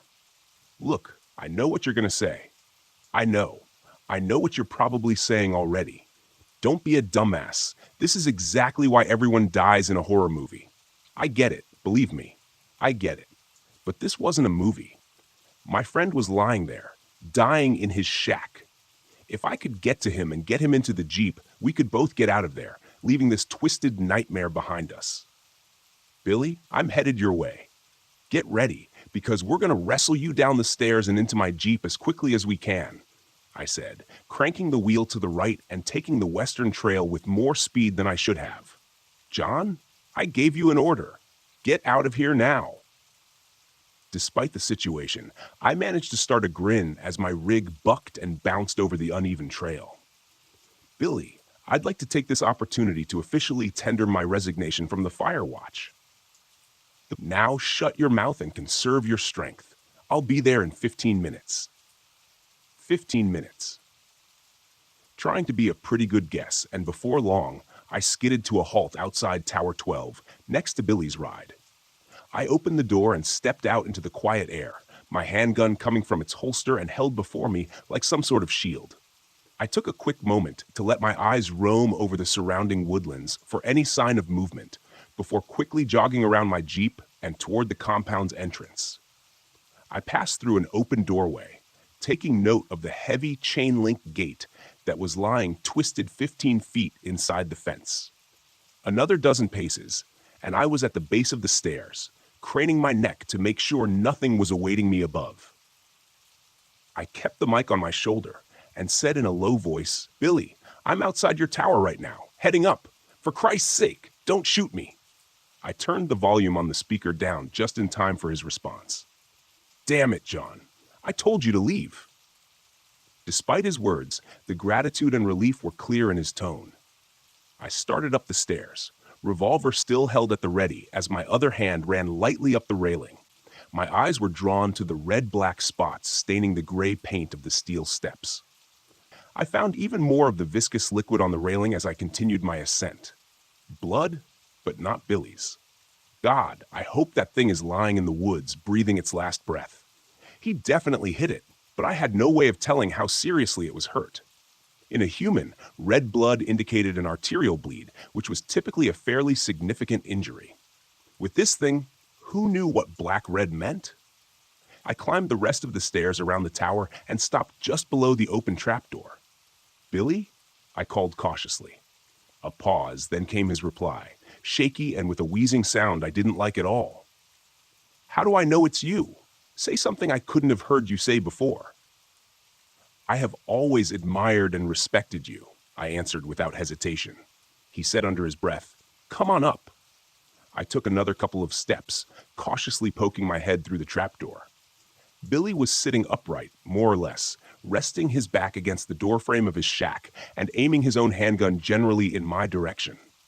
As soon as he saw my face, he dropped his hand to the side, the stainless steel barrel clanging against the metal walkway. As I stepped fully through the trapdoor, I noticed two things immediately.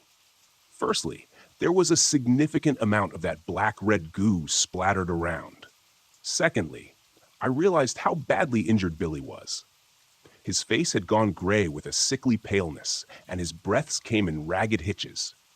Blood-soaked bandages wrapped both forearms, and his face was covered in a crimson rag taped haphazardly down.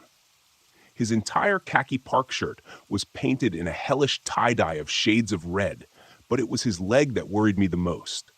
A tourniquet had been tied around his thigh, and he was groaning, but the pants leg was a cherry red below that, glistening in the late morning light.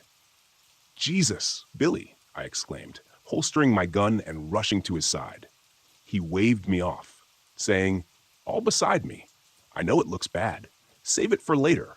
Let's get out of here before that thing decides to come back for another round." I nodded and stood again, taking a quick glance past him into his shack. A twin of my own tower, normally Billy's looked like a war zone now. His table and desk had both been overturned and smashed, along with his base-set radio on the floor. On the floor nearby was a satellite phone, its antenna and display obviously smashed during the attack. Lifting his arm over my head, I helped him to his feet. He grimaced in pain, but threw his remaining strength in with mine, and we began the precarious descent through the trapdoor. "Did you at least get to make your phone call?" I asked him as we took the steps carefully and agonizingly slow. He shook his head. "Got here just as I was getting ready to. Excusing your voice, telling me that you were from the Park Service and you were here to help." He looked at me with a shaking astonishment. "Sounded just like you, John." I looked over the catwalk, railing down at it. He winced again as we stumbled on a step. "Almost there, John," he continued. "Well, yeah, I've never seen anything like it." I shook my head as we reached the bottom step and moved onto the rain-soaked ground. I grunted with exertion. "Save it, Billy. We've got a long ride ahead of us. Plenty of time for that later."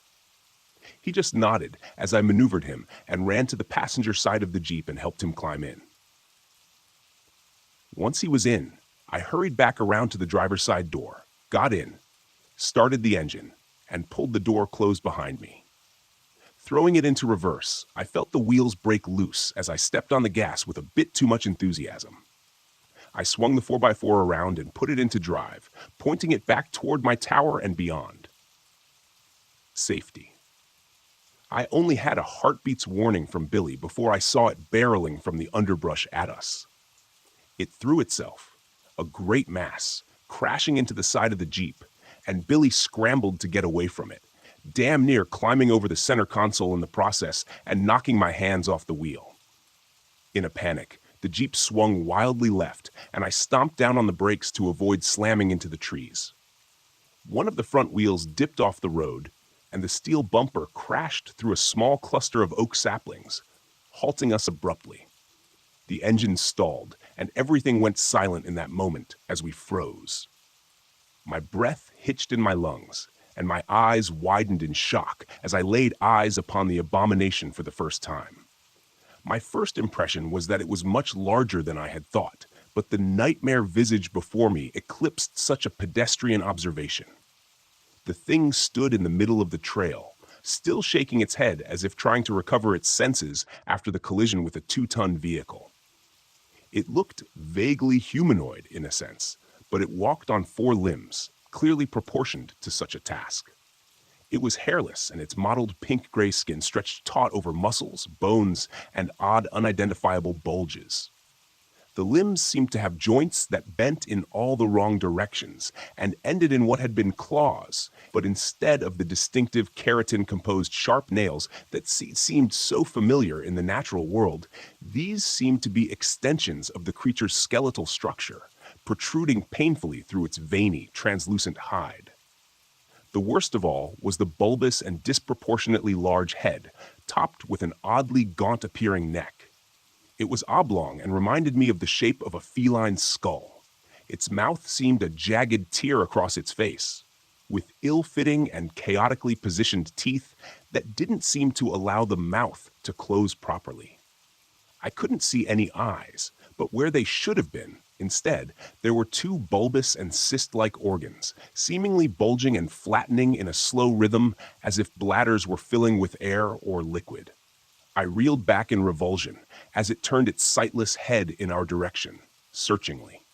Flaps of skin on either side of its malformed snout opened slowly, like some obscene blossom composed of milky gray bat wings, and I had the sense that it was using them to try to somehow locate us. It was then I saw where Billy's shot had struck the creature in the face.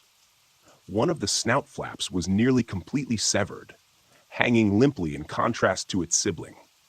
A gouge furrowed by the bullet's travel creased along the right side of the thing's head, piercing and ravaging the bulbous organ on that side and leaving it a deflated sac.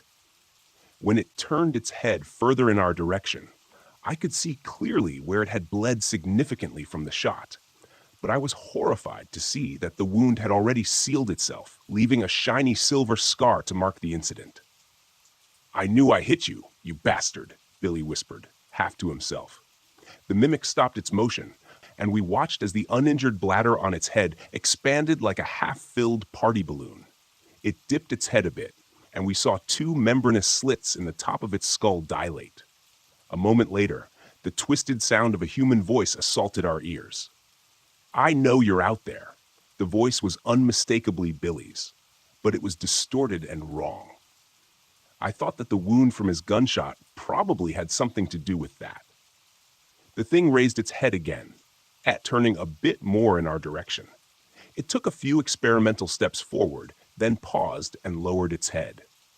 This time, we heard what sounded like the painful roar of a beast, almost perfectly replicated, except for that same distortion we had heard previously. "Killed a bear." I held my breath as we watched it again raise its head and take a few more contemplative steps in our direction, slowly swinging its grotesque snout back and forth. I could see how the flaps of skin that were flared open, where its nose should have been twitched minutely back and forth, and I felt like it was using them to listen for us. "Knows we're here somewhere, but he can't see us," whispered Billy, leaning close.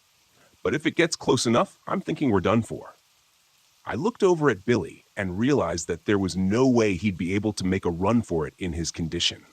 From the look of the thing growing ever closer to where we cowered in our Jeep, I thought it was likely we didn't have much time before it got close enough to hear our breathing, our heartbeats, or whatever, even inside the 4x4. And when that happened, I knew what would come next. Billy closed his eyes for a moment and turned to me. There was something in his eyes then, sort of acceptance. So he didn't like it one bit. "Get ready with the cannon," he whispered. "Only gonna get one chance at this." "What are you talking about?" I asked. A moment later, I had my answer. Billy took a deep breath and mustered every bit of strength to fling the door open and stagger out of the Jeep. "I'm right here," he shouted, limping weakly across the road from the Jeep. The mimic whipped its head in his direction instantly, but tilted its head to the side, seemingly momentarily puzzled at this unexpected turn of events. Billy held his own magnum in his hand, but it was too weak to raise it towards the beast. Still, he pulled the trigger, and a resounding boom seemed to shake the air. The mimic flinched at the defining sound of the gunshot, the flap of membrane at its snout snapping shut protectively. But its stunned hesitation didn't last very long. In an instant, faster than I would have thought possible, it launched itself on powerful limbs at Billy, knocking him to the ground and tearing at him with teeth and claws. I heard my friend screaming, then a horrible soul-rending sound that I'll never forget as long as I live. But now was my chance, and I took it. I swung the door open and stepped out of the Jeep, my gun coming free of its holster in the same moment. The creature was preoccupied with what was left of Billy, but as soon as I brought the gun up and thumbed back the hammer, its head swung around at me. It crouched like a compressed spring, preparing to launch, but I was quicker. The report of the gunshot was incredible, and the recoil from the powerful round rocked my wrist back painfully. The beast staggered, and I saw a burst of blood and tissue explode from a wound where its shoulder met its neck. It howled an otherworldly cry, sounding like a bedlam mixture of man and beast. But though the wound seemed terrible, it tried once again to throw itself at me. I was set on my course, though, and took step after step toward the creature, pulling the trigger again and again until the gun ran dry. All I was left with was the clicking of the hammer and a high-pitched ringing in my ears. The acrid smell of gunpowder stung my nose, and by the time I finally stopped, I found myself within only a few feet of the horrific thing. 6 blackened holes stippled the neck and torso of the creature where the bullets had entered, and I knew that the destruction of their exits on the opposite side would be far worse. The mimic lay sprawled across the ruined body of Billy Johnson, its weight crushing whatever had been left of my friend. Black-red blood spread out from beneath the thing's bulk like an oil spill across a smooth floor. I noted with some muted surprise that the creature still twitched and slowly flexed its powerful muscles, and a wheezing sound was quietly emanating from the slits on the top of its skull. I holstered my empty handgun and scanned around the ground for what I knew was there. A moment later, I spotted it. Billy's own magnum, lying half buried in the muck where it had been torn from its grip under the weight of the monster. I snatched it up and shook it clear of most of the mud and grass. Opening the cylinder, I saw that only one unfired round remained. That was enough, though. I approached the horror before me without apprehension or pause, my eyes focused on this thing that had caused so much pain and terror. I thumbed the hammer back and placed the muzzle against the mimic's head, which still convulsed with some small remaining life. I didn't know if it would be able to heal from the wounds I had already inflicted. Logic told me it was unlikely, but the silvery scar I'd seen from Billy's previous encounter caused me to question everything I thought was possible. I felt the tremors from the creature vibrate through the gun as the barrel rested against its skull, right between where its eyes should have been. I tensed my finger on the cold steel of the trigger, and the crack of the gunshot echoed throughout the forest. It was done. But even as I walked back numbly to the Jeep and restarted the engine, I wondered if that was true. I thought back to the journal I'd read, written more than 130 years before, and how it alluded to the tales of this creature going back long before then. As I drove the Jeep along the rough and winding service road, I wondered at the possibility that what we encountered was the only one of its kind. That the same beast had somehow terrorized cultures separated from each other by great time and distance, spawning the legends that the author of the journal and his companions pursued. It didn't seem likely. And now the door was open.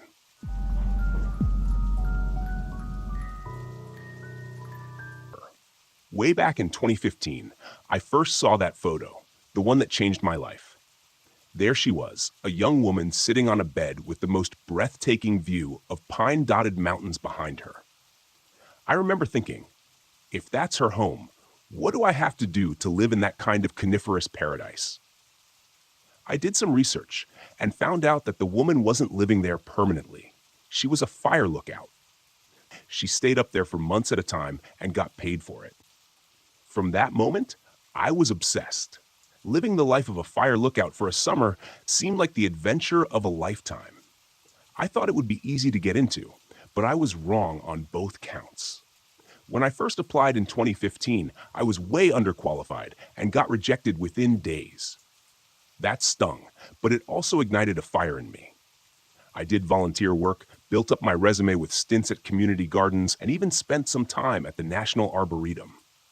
By the time 2016 rolled around, I thought I had a fighting chance. But after weeks of hoping and praying, I got another rejection. This one hurt twice as much. I'd put in the work, but it still wasn't enough. It took 2 more years of grinding, applying, and getting rejected.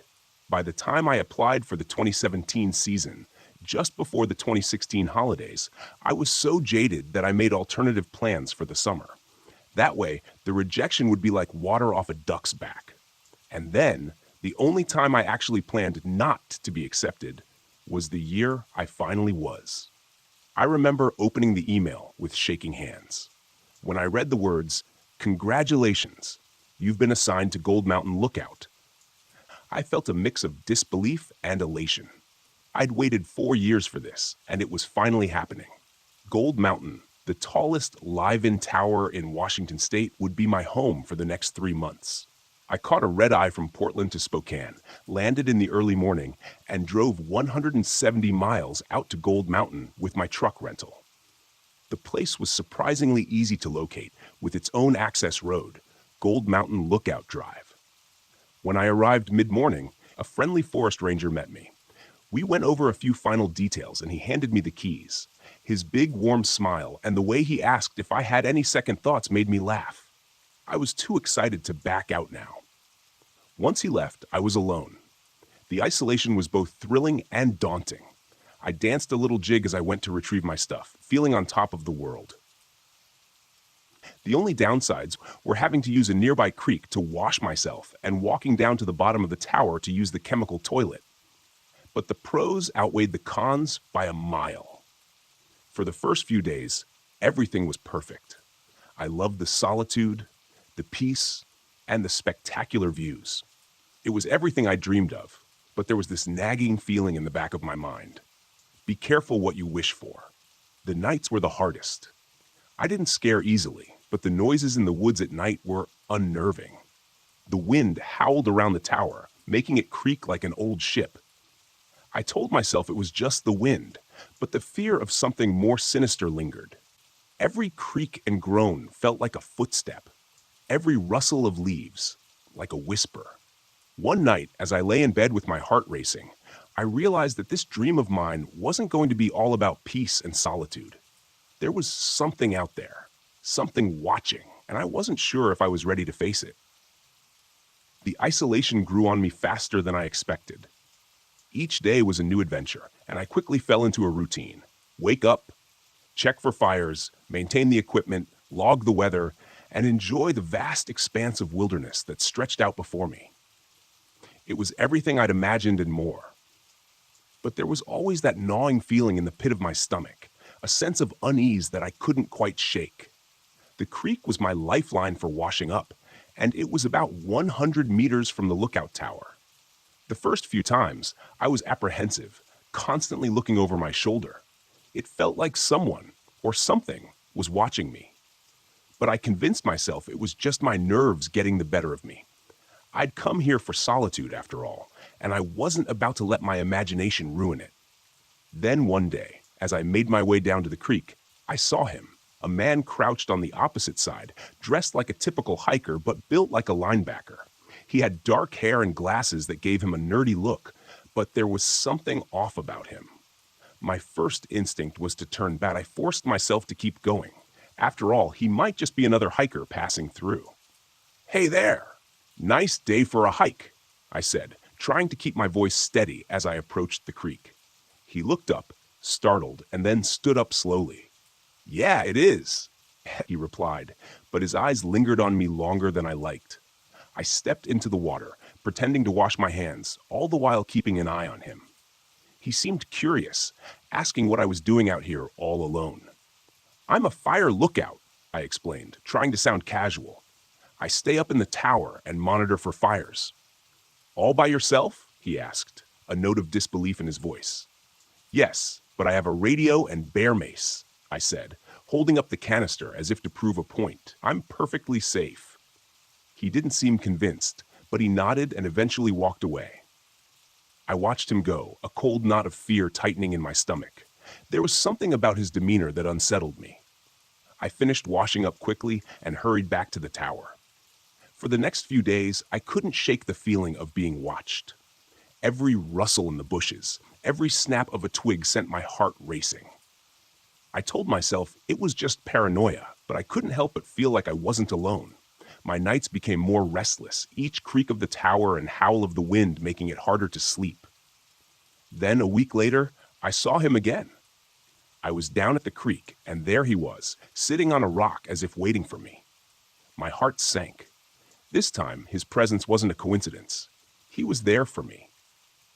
"Hello again," he said with a smile that didn't reach his eyes. "I was hoping I'd run into you." "What do you want?" I asked, trying to keep the tremor out of my voice. "I just think it's dangerous for someone to be out here all alone," he replied, standing up and taking a step toward me. "You should have someone to watch your back." "I don't need anyone to watch my back," I said, stepping away from him. "I'm fine on my own." His smile faded, replaced by a look of frustration. "You're not safe out here, Jessica. Anything could happen." The way he said my name sent chills down my spine. I backed away, gripping my bear mace tightly. "Stay away from me," I warned. He didn't listen. Instead, he took another step toward me, his eyes dark with determination. "I'm just trying to help." I didn't wait to see what he would do next. I turned and ran back to the tower, my heart pounding in my chest. As I climbed the steps, I glanced back and saw him watching me, his expression unreadable. Back in the safety of the tower, I locked the door and sank to the floor, my hands shaking. The dream of solitude and peace had turned into a nightmare. I wasn't alone out here, and I wasn't safe. A week passed after that second encounter, but I never felt at ease. My once peaceful sanctuary now felt like a prison. Every shadow and rustle outside was a potential threat. I tried to focus on my duties, keeping a watchful eye on the horizon for signs of fire, but my mind kept drifting back to Tony. His words haunted me. "You're not safe out here, Jessica." It was late one night when it happened. The crickets had been singing their usual chorus, and I was beginning to drift off when I heard it. A sound that didn't belong. A footstep on the steel stairs below. My eyes flew open, and my heart pounded in my chest. I lay there listening, hoping it was just my imagination. Then I heard it again, the distinct clink of a boot on metal. Someone was climbing the stairs. I scrambled out of my sleeping bag, pulling on my boots and grabbing the bear mace and taser. My breath came in shallow gasps as I tried to steady myself. "I know someone's out there," I called out, my voice trembling but loud. "I've got a gun, and I'm about to call the Rangers." There was a moment of silence. Then I heard his voice. "You're not safe out here, Jessica." That same flat, scolding tone. It was Tony. Fear surged through me. But I forced myself to stay calm. "If you try to come in here, I'll push you off the tower," I shouted. "Get out of here now!" His footsteps continued, Slowly, methodically. He was getting closer. Through the gaps in the floor, I could see his shadow moving up the stairs. My hands shook, but I held the bear mace ready, my thumb on the trigger. Then, Tony's face appeared at the window, illuminated by the faint moonlight. His twisted expression of anger and determination sent a fresh wave of terror through me. He didn't say anything this time. He just stared at me, his eyes dark and cold. Then he reached for the door handle. "Don't you dare!" I screamed, and without hesitation I sprayed the bear mace directly at his face. He recoiled, howling in pain, but he didn't back down. Instead, he lunged forward, trying to push his way into the cabin. I dodged his grasp, my heart racing. He was strong, and I knew I couldn't let him get his hands on me. I grabbed the taser and jabbed it into his side. He screamed, a horrible guttural sound, and fell back against the wall.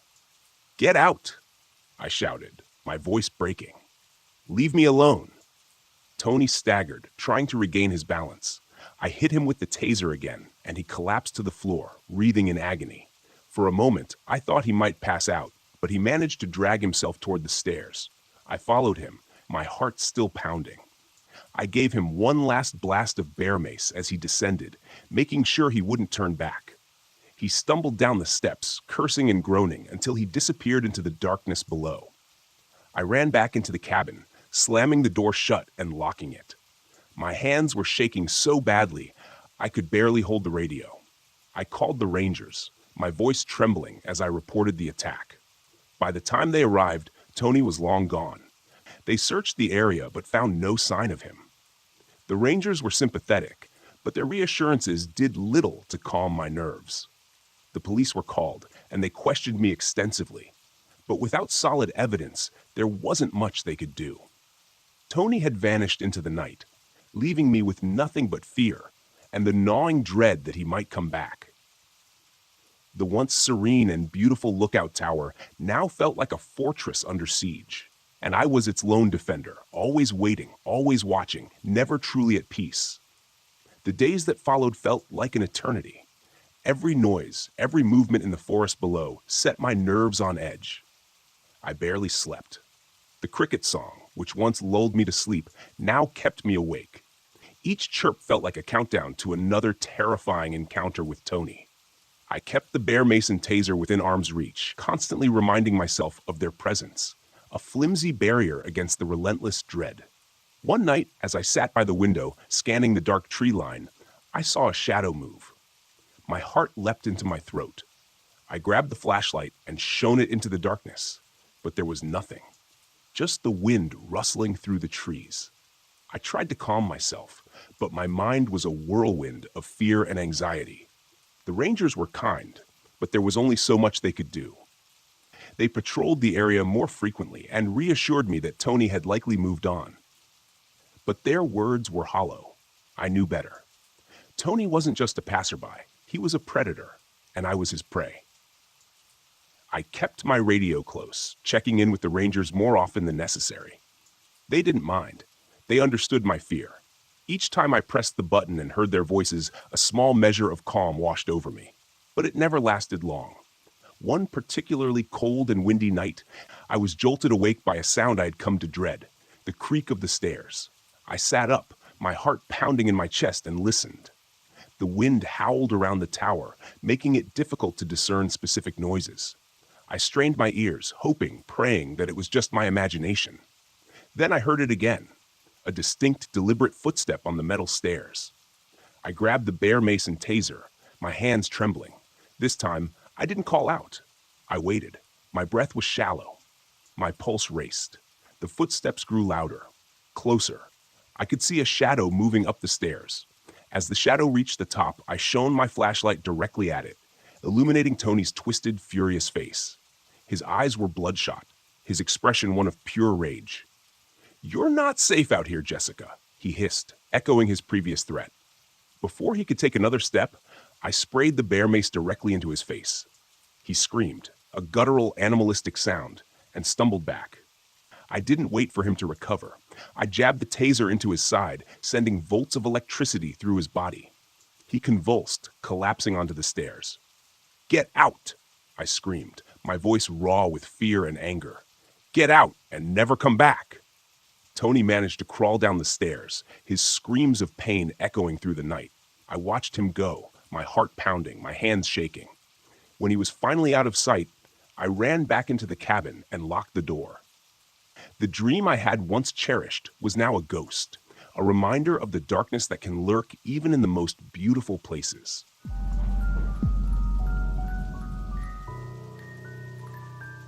I pulled into the campground just before sunset, expecting the usual, a few quiet families roasting marshmallows, maybe a couple of seasoned hikers turning in early. Instead, I was greeted by the clamor of loud music echoing off the tree line. The source? A cluster of tents circled around a blazing fire where a group of frat boys hollered and laughed like they had the whole place to themselves. Every so often, other campers peeked out of their tents, uneasy and clearly wishing guys would tone it down. I couldn't blame them. Noise doesn't just shatter the calm of a campsite, it draws attention from things best left undisturbed. Out here, folks whisper about the ghost cats, those local mountain lions known to slip into camps without warning. I'd seen enough tracks in eerily close proximity to sleeping bags to know these stories were more than just rumors. I parked my rig a little ways off and walked over, picking my path carefully around scattered coolers and folding chairs. As I got close, the frat boys paused their banter, giving me that half-attentive look. They were mostly older teens or early 20-somethings, still buzzing with alcohol and late-night bravado. Evening, I started, trying to keep it friendly but firm. I'm the ranger on duty. Got some other campers worried you're attracting unwanted attention. I motioned toward the looming tree line. These woods have a reputation, and it's not for the best sing-alongs. They laughed it off at first, so I leaned in, lowering my voice. I described how mountain lions sometimes stalk the perimeter of noisy camps, how you won't spot them until they're practically brushing against your tent walls. I explained how we call them ghost cats because of their uncanny silence, the way they seem to appear out of nowhere. They sobered up a bit. A couple exchanged uncertain glances, but one just shrugged, muttering that they'd keep it down. I issued a final warning anyway. Stay quiet, don't wander off, and if you hear anything odd outside in the dark, make no sound. I only hoped they'd actually listen. Once I'd done all I could, I headed back to the station. My buddy Jim was there, flipping through some old wildlife photos. He raised an eyebrow when I told him about the frat boys. Let me guess, blasting music, ignoring every rule we've got, right? He said, clearly unimpressed. Bingo, I replied. And they're not taking the mountain lion threat seriously. He let out a quiet laugh that contained zero humor. We both knew this was more than a minor annoyance. If something did happen, we'd be the ones hauling them out, or dealing with an injured cat that got too comfortable around humans. That's when we started talking about a plan. Not to harm anyone, obviously, but to rattle them enough that they'd finally grasp the gravity of a place like this. Jim reminded me about the old lion pelt in our interpretive center. Used it once or twice for educational tours, though it always gave me the creeps. Its glass eyes caught the light in this unnerving way, like it was still alive. We also had night vision goggles stashed away, thanks to a budget splurge before the new fiscal year. Perfect for sneaking around in the dark, unseen by unsuspecting campers. Over the next half hour, we pieced together a strategy, fake prints, hidden growls, and a well-timed appearance of a lion silhouette. It might just be the jolt they needed to pack up, or at the very least, dial down the party volume. Grabbing the pelt from a dusty storage closet, I noticed the faint, musty smell of fur mixed with something almost medicinal. I ran my hand over the stiff mane, shivering at how realistic it still felt. Next, we tested the night vision goggles. Even in the dim station lights, they turned everything into an eerie green that made my pulse spike. By the time we had our gear ready, the sun had slipped below the horizon. The woods outside transformed into a dark maze. I had this sense that the frat boys, oblivious in their tents, were about to discover that being out here isn't just a carefree getaway. If they refused to respect the campground's unspoken rules, well, We'd give them a night they wouldn't forget. Jim killed the overhead lights as we locked up. We checked our plan one last time, and I took a breath, settling my nerves. We were about to sneak into that campsite, loaded with props and a fair share of wild imagination. In the back of my mind, I thought about the actual ghost cats prowling these hills. I hoped we wouldn't run into a real one while pulling our prank. It's one thing to frighten a few campers. It's another to come face to face with the genuine article. Still, I felt this rush of adrenaline as we set off into the darkness. Maybe it was the satisfaction of delivering a wake-up call. Or maybe it was just that strange, hushed energy you feel whenever you realize you're not at the top of the food chain out here. Either way, there was no turning back. We had our plan, and we were committed to seeing it through. The night was only getting darker, and the silent woods seemed to hold their breath, waiting for whatever came next. I hunched down in the cramped front seat of our Jeep, double-checking that the lion pelt was still tucked out of sight. Outside, moonlight drenched the forest in faint silver, and every rustle of wind through the branches made me brace for actual movement. I couldn't help scanning the dark spaces between the trees, searching for any flicker of eyes that might belong to the real thing. My coworker Jim was fidgeting in the passenger seat, adjusting the small PA system we'd use for the recorded roars. "Ready?" he asked, voice low.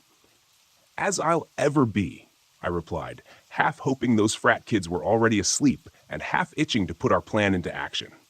Either way, we needed to move quickly. The night sky was starless, and visibility would only get worse. I eased the Jeep toward their campsite, headlights off to keep our approach silent. Stopping a good distance away, we slipped out and quietly shut the doors. The path under our boots was damp from an earlier drizzle, which made our footfalls softer, but also gave the soil a perfect texture for stamping fake tracks. One by one, we planted oversized paw prints in the mud, making sure to press deeply near the tents. Every so often, we paused to listen, worried someone inside might stir and peek outside. But all we heard was the faint crackle of a dying fire. Next, Jim propped the lion pelt onto two sturdy sticks we duct-taped together. Seen straight on, it was eerily convincing. Massive head, snarling mouth, and the kind of glassy eyes that appeared to stare into your soul. I caught myself glancing over my shoulder, half expecting an actual animal to emerge, drawn by the uncanny shape. With the pelt set up, we turned to the other part of our plan, the roars.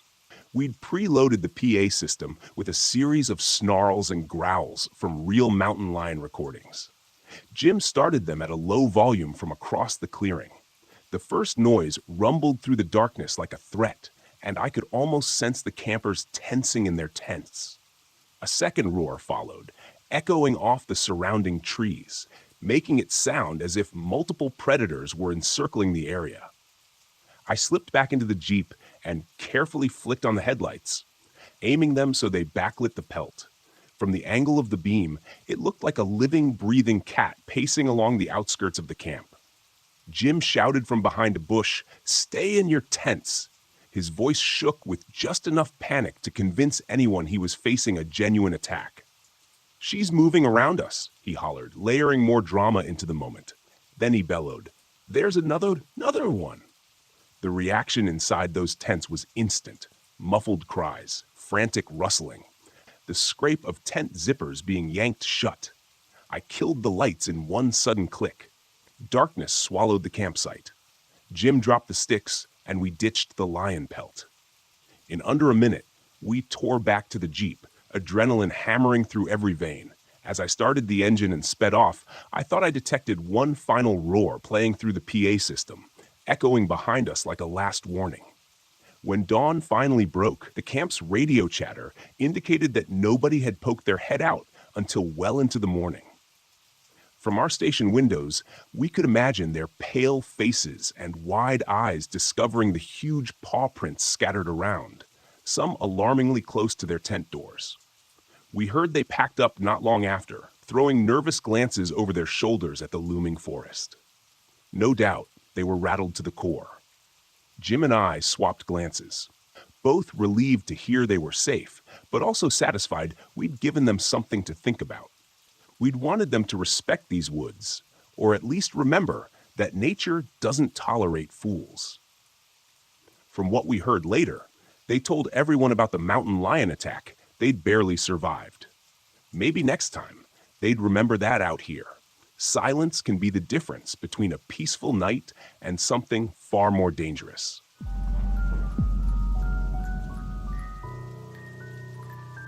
My name is Mara Caldwell, and I'm 28 years old. This happened along Paint Creek Scenic Trail in West Virginia during a trip I'd planned to reconnect with my art, and frankly, myself. It was supposed to be a peaceful escape from the noise of the world, but instead, it became something I still can't fully explain. I had just come off a long relationship that ended in the kind of breakup that leaves you questioning everything: your choices, your direction, your worth. Art was the only thing that felt steady, so I packed up my RV and hit the road. Paint Creek had come up in my research as a serene, lesser-known spot for nature lovers. I thought it would be the perfect place to spend a few days sketching and painting in solitude. When I arrived, the place was exactly as described: quiet, secluded, and hauntingly beautiful. The creek meandered through dense woods, its surface catching the sunlight like shards of glass. The leaves were just starting to turn, and the air carried a faint chill that hinted at the coming fall. I parked my RV near an old wooden bridge that crossed the creek. The bridge looked like it belonged in a ghost story, its weathered boards sagging slightly, but I couldn't resist its charm. I set up camp and spent the first day wandering the trails and sketching the landscape. The stillness was almost too perfect, but I chalked it up to being unused to this level of isolation. That night, I sat by the creek, working on a watercolor of the bridge as the sun dipped below the horizon. The forest around me grew darker, and the silence became oppressive. There were no birds, no insects, just the sound of the water trickling over rocks. I tried to focus on my painting, but a strange unease crept over me. It was like the air had shifted, growing heavier, colder. And then I heard it, a faint humming. It was soft at first, almost melodic, but it didn't seem to have a source. It wasn't coming from the creek or the woods, it was just there. I froze, my brush hovering over the paper. The sound grew louder, more distinct, and I realized it was a woman's voice, humming a tune I didn't recognize. "Hello?" I called out, my voice breaking the stillness. The humming stopped abruptly, as if I'd startled it. For a long moment, there was nothing but silence. I told myself it must have been the wind or some trick of acoustics, packed up my supplies, and hurried back to the RV. The next morning, I woke to find my art supplies scattered across the ground outside the RV. My brushes were snapped in half, my paint spilled and smeared across the dirt. My first thought was that an animal had gotten into them, but there were no paw prints, no signs of disturbance other than the destruction itself. It didn't make sense. I spent the day trying to paint, but something felt off. The colors didn't look right. The lines felt shaky. Frustrated, I decided to take a break and explore more of the area. The old bridge drew me in again, its weathered planks creaking under my boots as I crossed it. The creek below was impossibly still, its surface like a mirror reflecting the gnarled trees overhead. On the far side of the bridge, I noticed something etched into one of the trees, a name and a date carved deep into the bark. Margaret, 1893. The letters were uneven, as if done in haste. But what caught my attention was the feeling that swept over me as I touched the carving, a sudden, overwhelming sadness that didn't feel like my own. That night, the humming returned. I was inside the RV, trying to sketch, when I heard it again, drifting through the stillness. It was louder this time, unmistakable. The sound seemed to seep through the walls, wrapping around me like a cold embrace. I grabbed my flashlight and stepped outside, my heart pounding. The air was icy, much colder than it had been earlier, and the forest was eerily quiet. The humming led me to the bridge, where the fog had thickened, shrouding the creek in an otherworldly glow. And then I saw her. She stood at the edge of the creek, her back to me. She wore a long dress, the kind you'd see in old photographs, and her hair cascaded down her back in dark waves. She was humming that same mournful tune, the sound weaving through the air like a spell. "Hello?" I called out, my voice trembling. She stopped humming, but didn't turn around. I took a hesitant step closer, and as I did, she began to dissolve, her form breaking apart like mist until there was nothing left but the fog. I stood there, frozen, unsure if what I'd seen was real or some trick of the light and my overactive imagination. The next day, I decided to drive into town to clear my head. At a small gas station, I struck up a conversation with the attendant, an older man who seemed to know the area well. "You're camping by the bridge, aren't you?" he asked when I mentioned Paint Creek. "Yeah, why?" He hesitated, then said, "People say it's haunted. They call her the Lady of Paint Creek. Story goes, she was abandoned by her husband during a harsh winter. He promised to come back for her, but he never did. She waited by that bridge until she froze to death. Now she haunts the creek, looking for people to join her." I laughed nervously, but his expression remained serious. "I'd avoid that bridge if I were you," he added, "especially at night." That evening, I couldn't stay away. Something about the Lady of Paint Creek drew me in, like a moth to a flame. I set up my easel near the bridge, determined to capture her essence in my painting. As the hours passed and the sun dipped below the horizon, the fog rolled in again, and the humming returned. This time it was louder, more insistent. The air around me grew colder, and when I looked up, there she was, standing in the middle of the bridge. Her face was pale, almost translucent, and her hollow eyes bore into mine. She didn't move, but the humming turned into words, a whisper that sent chills down my spine. "Stay with me." I backed away, but my foot slipped on the wet grass, and I fell. When I looked up, she was gone, but the feeling of her presence lingered, heavy and suffocating. I grabbed my supplies and ran back to the RV, locking the door behind me. That night, I dreamed of her. In the dream, I was standing on the bridge, staring down at the icy water. She appeared beside me, her hand cold as she touched my arm. "He left me," she whispered, her voice filled with sorrow. "They all leave." When I woke, I couldn't shake the feeling that she was still there, just beyond the edges of my vision. I knew I had to do something to end this, to break her hold on me. On my final night at Paint Creek, I returned to the bridge with my sketchbook and paints. The fog was thicker than ever, and the cold seeped into my bones. I set up my supplies and began to paint, my hands trembling as I worked. I painted her story, the bridge, the creek, her lonely figure, waiting in the snow. As I finished, the humming surrounded me, and she appeared again. This time, closer. Her hollow eyes were filled with tears, and she reached out a hand toward the painting. I stepped back, unsure of what to do. "You're remembered now," I said, my voice breaking. "You're not forgotten." She stared at the painting for what felt like an eternity, then dissolved into the mist. Her presence lifted, like a weight from my chest. The forest grew quiet again, and for the first time, I felt a sense of peace. I left Paint Creek the next morning, the painting tucked safely in the RV. It's one of my best works, but I've never been able to sell it. Something about it feels sacred, like it belongs to her. Even now, I hear her humming in my dreams, but it's softer now, almost peaceful, as if she's finally found rest. And maybe in a way, so have I.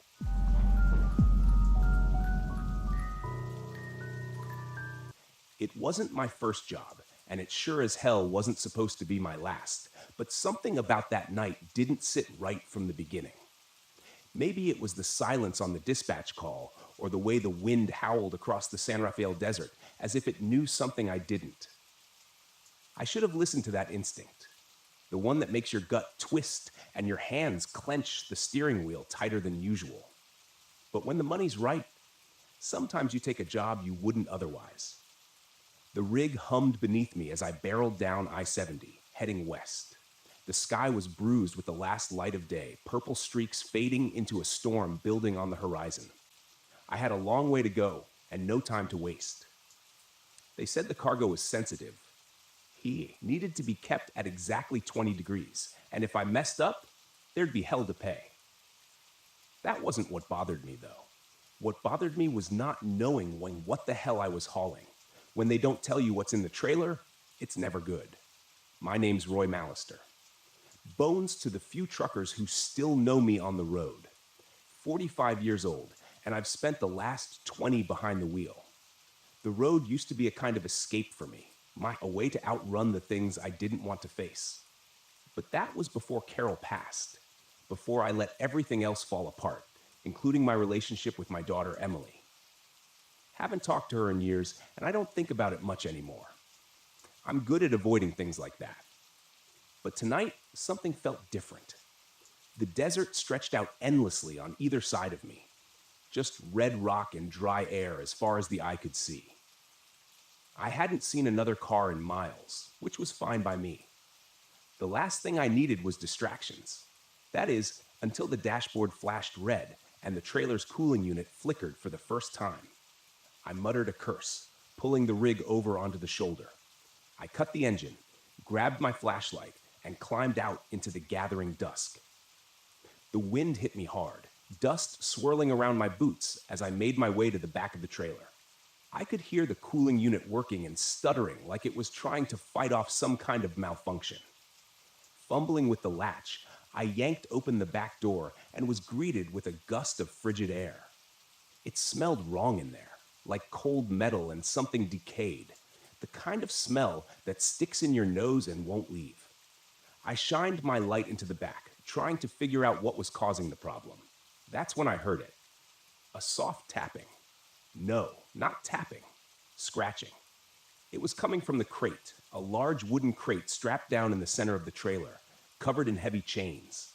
My heart started to pound in my chest, the kind of adrenaline spike that tells you to get the hell out of there. But my feet wouldn't move.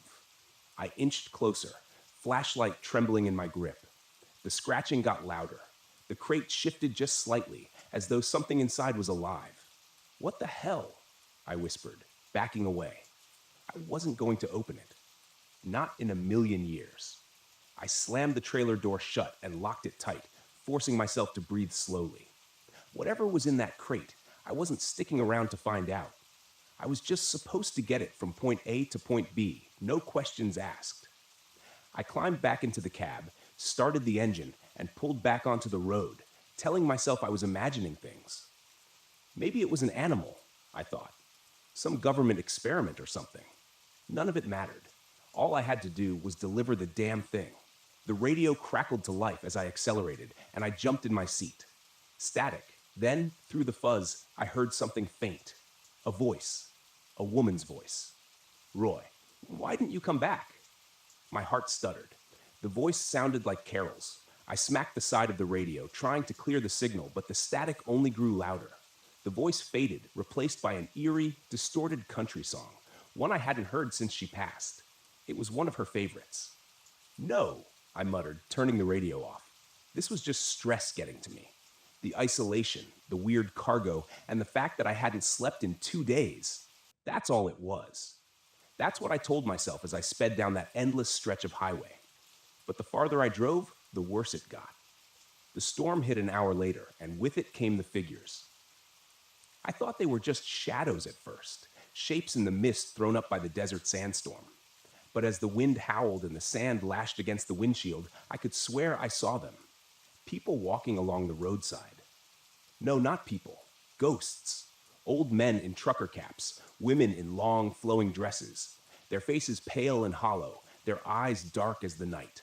I gripped the wheel tighter, trying not to look. If I didn't look, they weren't real. That's how it works, right? I blinked hard, forcing my eyes back on the road, but I couldn't shake the feeling that someone, something, was watching me, following me. The trailer lurched hard, like something had slammed into the back of it. "What the hell?" I shouted, swerving the rig as I fought for control. My headlights cut through the dust, illuminating the desolate highway, but there was nothing there. Nothing but empty miles. The trailer shook again, then came the knocking, loud, rhythmic, like someone was pounding on the inside of the crate. I could feel the hairs on the back of my neck stand up. I was done pretending it was nothing. I was done lying to myself. I had to stop. I had to see what was in that crate. I pulled the rig to the side of the road again, hands trembling as I jumped out of the cab. The wind whipped sand into my face, stinging my eyes, but I didn't care. I grabbed a crowbar from the toolbox and made my way to the back of the trailer. The knocking hadn't stopped. It was louder now, more urgent. With a deep breath, I unlocked the trailer and threw the doors open. The cold hit me again, but this time it wasn't just the refrigeration. There was something wrong about it. The air inside was thick, oppressive, like it was pressing down on me. I raised the crowbar, jammed it under the lid of the crate, and pried it open. And then everything stopped. The wind, the knocking, even the pounding of my own heart. Inside the crate, nestled in layers of straw and old cloth, was something small. It looked like a statue, a human skull, but blackened with strange symbols carved into the bone. It seemed to pulse, like it was alive, like it was breathing in time with me. And then the whispers started. Not from the radio this time, but from the skull itself. Voices swirling in my head, speaking in languages I couldn't understand. But one voice stood out, one voice I knew, Roy. I stumbled back, my heart racing as the skull began to glow with a faint, sickly light. The voices grew louder, and the wind picked up again, howling around the trailer. I slammed the crate shut and bolted the door. I didn't care what they said. I didn't care what I'd seen. I was getting the hell out of there. I threw the crowbar into the cab, jumped behind the wheel, and floored it. The trailer lurched behind me as I tore down the highway faster than I'd ever driven in my life. The storm whipped around me, and through the swirling dust, I could see them again. The figures. They were closer now, standing on either side of the road, their eyes following me. Some of them looked familiar. Faces I'd seen on the road before. Long-dead truckers, friends. Then, as if the storm itself parted, I saw her. Carol, standing in the middle of the road, her white dress flowing in the wind, her eyes locked on mine. I jerked the wheel, swerving to avoid her, but the rig skidded off the road. The trailer jackknifed as it skidded across the desert sand. I barely managed to hang on as the truck groaned to a stop, tilted sideways in a ditch. Silence. I sat there for a long time, staring out into the empty desert, trying to breathe. The storm passed, but I knew it wasn't over. I reached for my phone. No signal. No way out. And then, just as the last light faded from the sky, I saw her again. Carol, walking slowly toward me. Her face pale and cold, her eyes filled with something I couldn't understand. "Roy," she whispered, her voice soft but clear in the stillness. "It's time to come home." I didn't run. I didn't scream. I just sat there, waiting as the darkness closed in around me.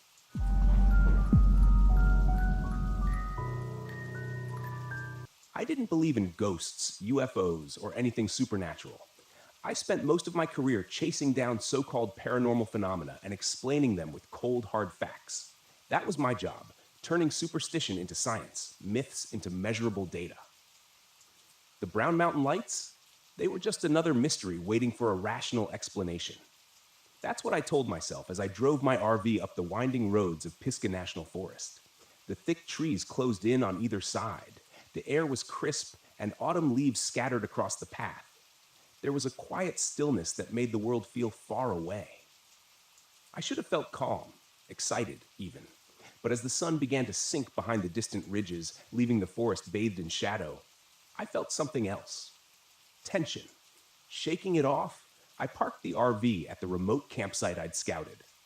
This was supposed to be a solo trip, a few days to get up close and personal with the Brown Mountain Lights, interview locals, take readings, and prove once and for all that the lights were nothing more than atmospheric conditions or optical illusions.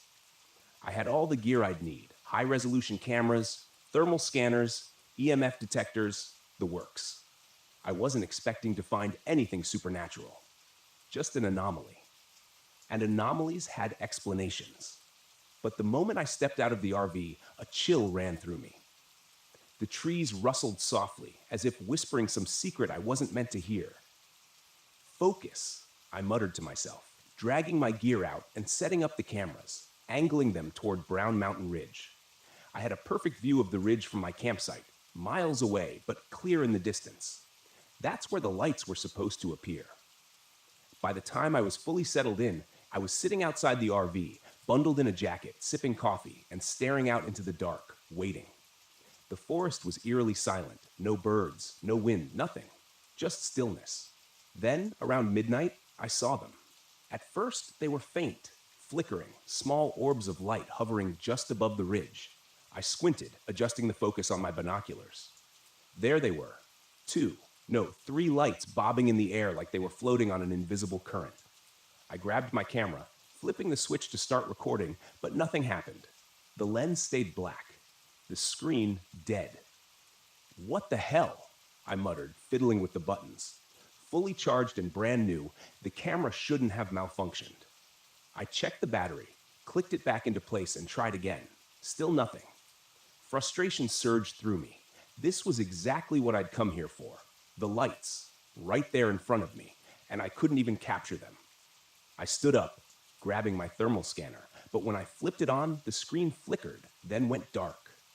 "Come on," I whispered, trying to stay calm. The gear wasn't cheap, and none of it should have been failing, but it was, piece by piece. The lights danced on the ridge, growing brighter, closer. My heart raced. I wasn't scared, I told myself. I was just annoyed. The logical part of my brain struggled to make sense of it. Maybe the electronics were glitching because of interference. Some kind of electromagnetic field or something. I took a deep breath, trying to settle my nerves. But the lights, those strange pulsing orbs, kept moving, almost as if they were drifting toward me. The air turned cold, so cold that I could see my breath misting in front of my face. A thin layer of frost started forming on the ground, on the RV windows, on my gear. I pulled my jacket tighter around me, my hands beginning to stiffen in the chill. It didn't make sense. The weather forecast had called for a cool night, but nothing like this. I checked my phone's temperature app. 30 degrees? Impossible. I glanced at my surroundings, feeling the silence close in around me. Then I noticed the lights were no longer on the ridge. They were much closer now, floating just above the treetops, flickering like distant fireflies, but larger. Too large. I watched, heart pounding, as they bobbed and weaved. Their glow cast long shadows on the ground. I pulled out my phone to take a video. The screen flashed, then went black. It wouldn't turn on. Frustration boiled over. I slammed the phone down on the camping table. It bounced. I stood there, fists clenched, trying to keep my cool.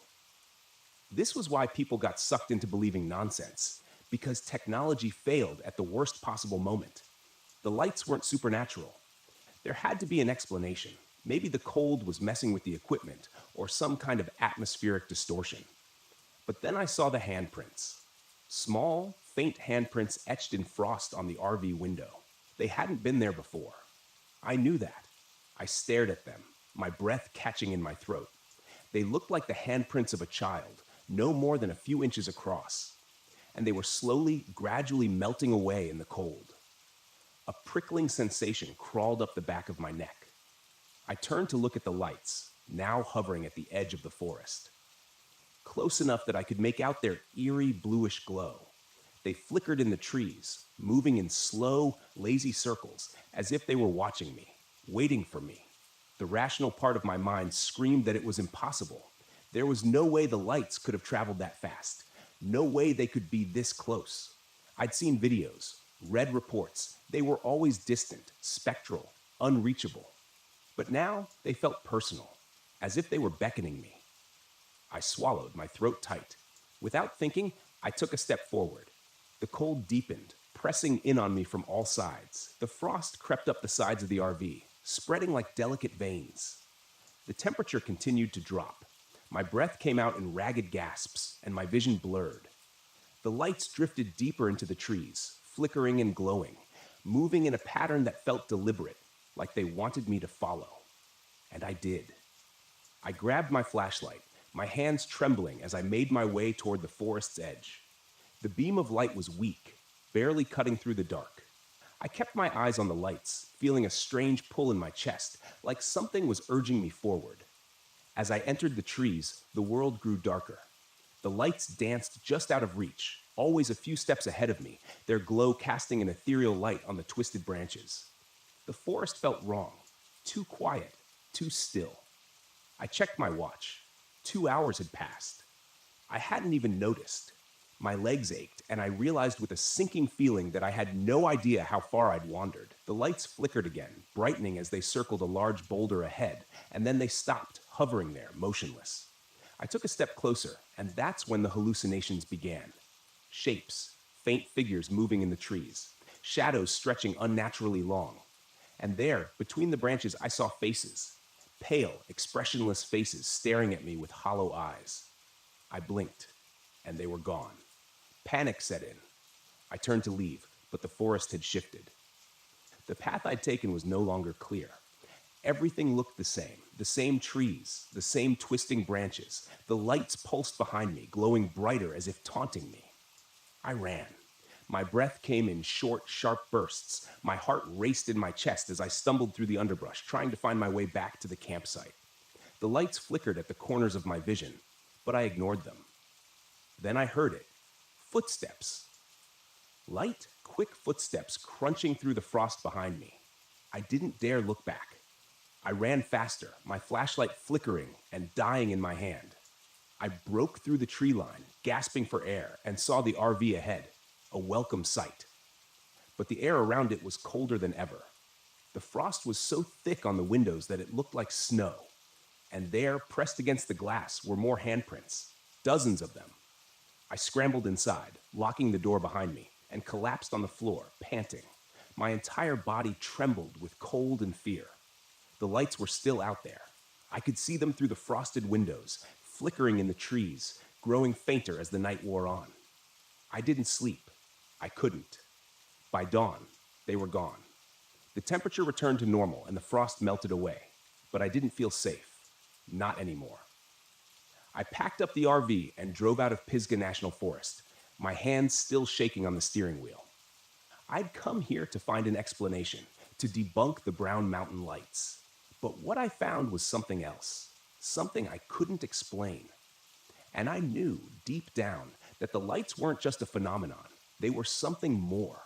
Something ancient, something dangerous, something that had almost taken me.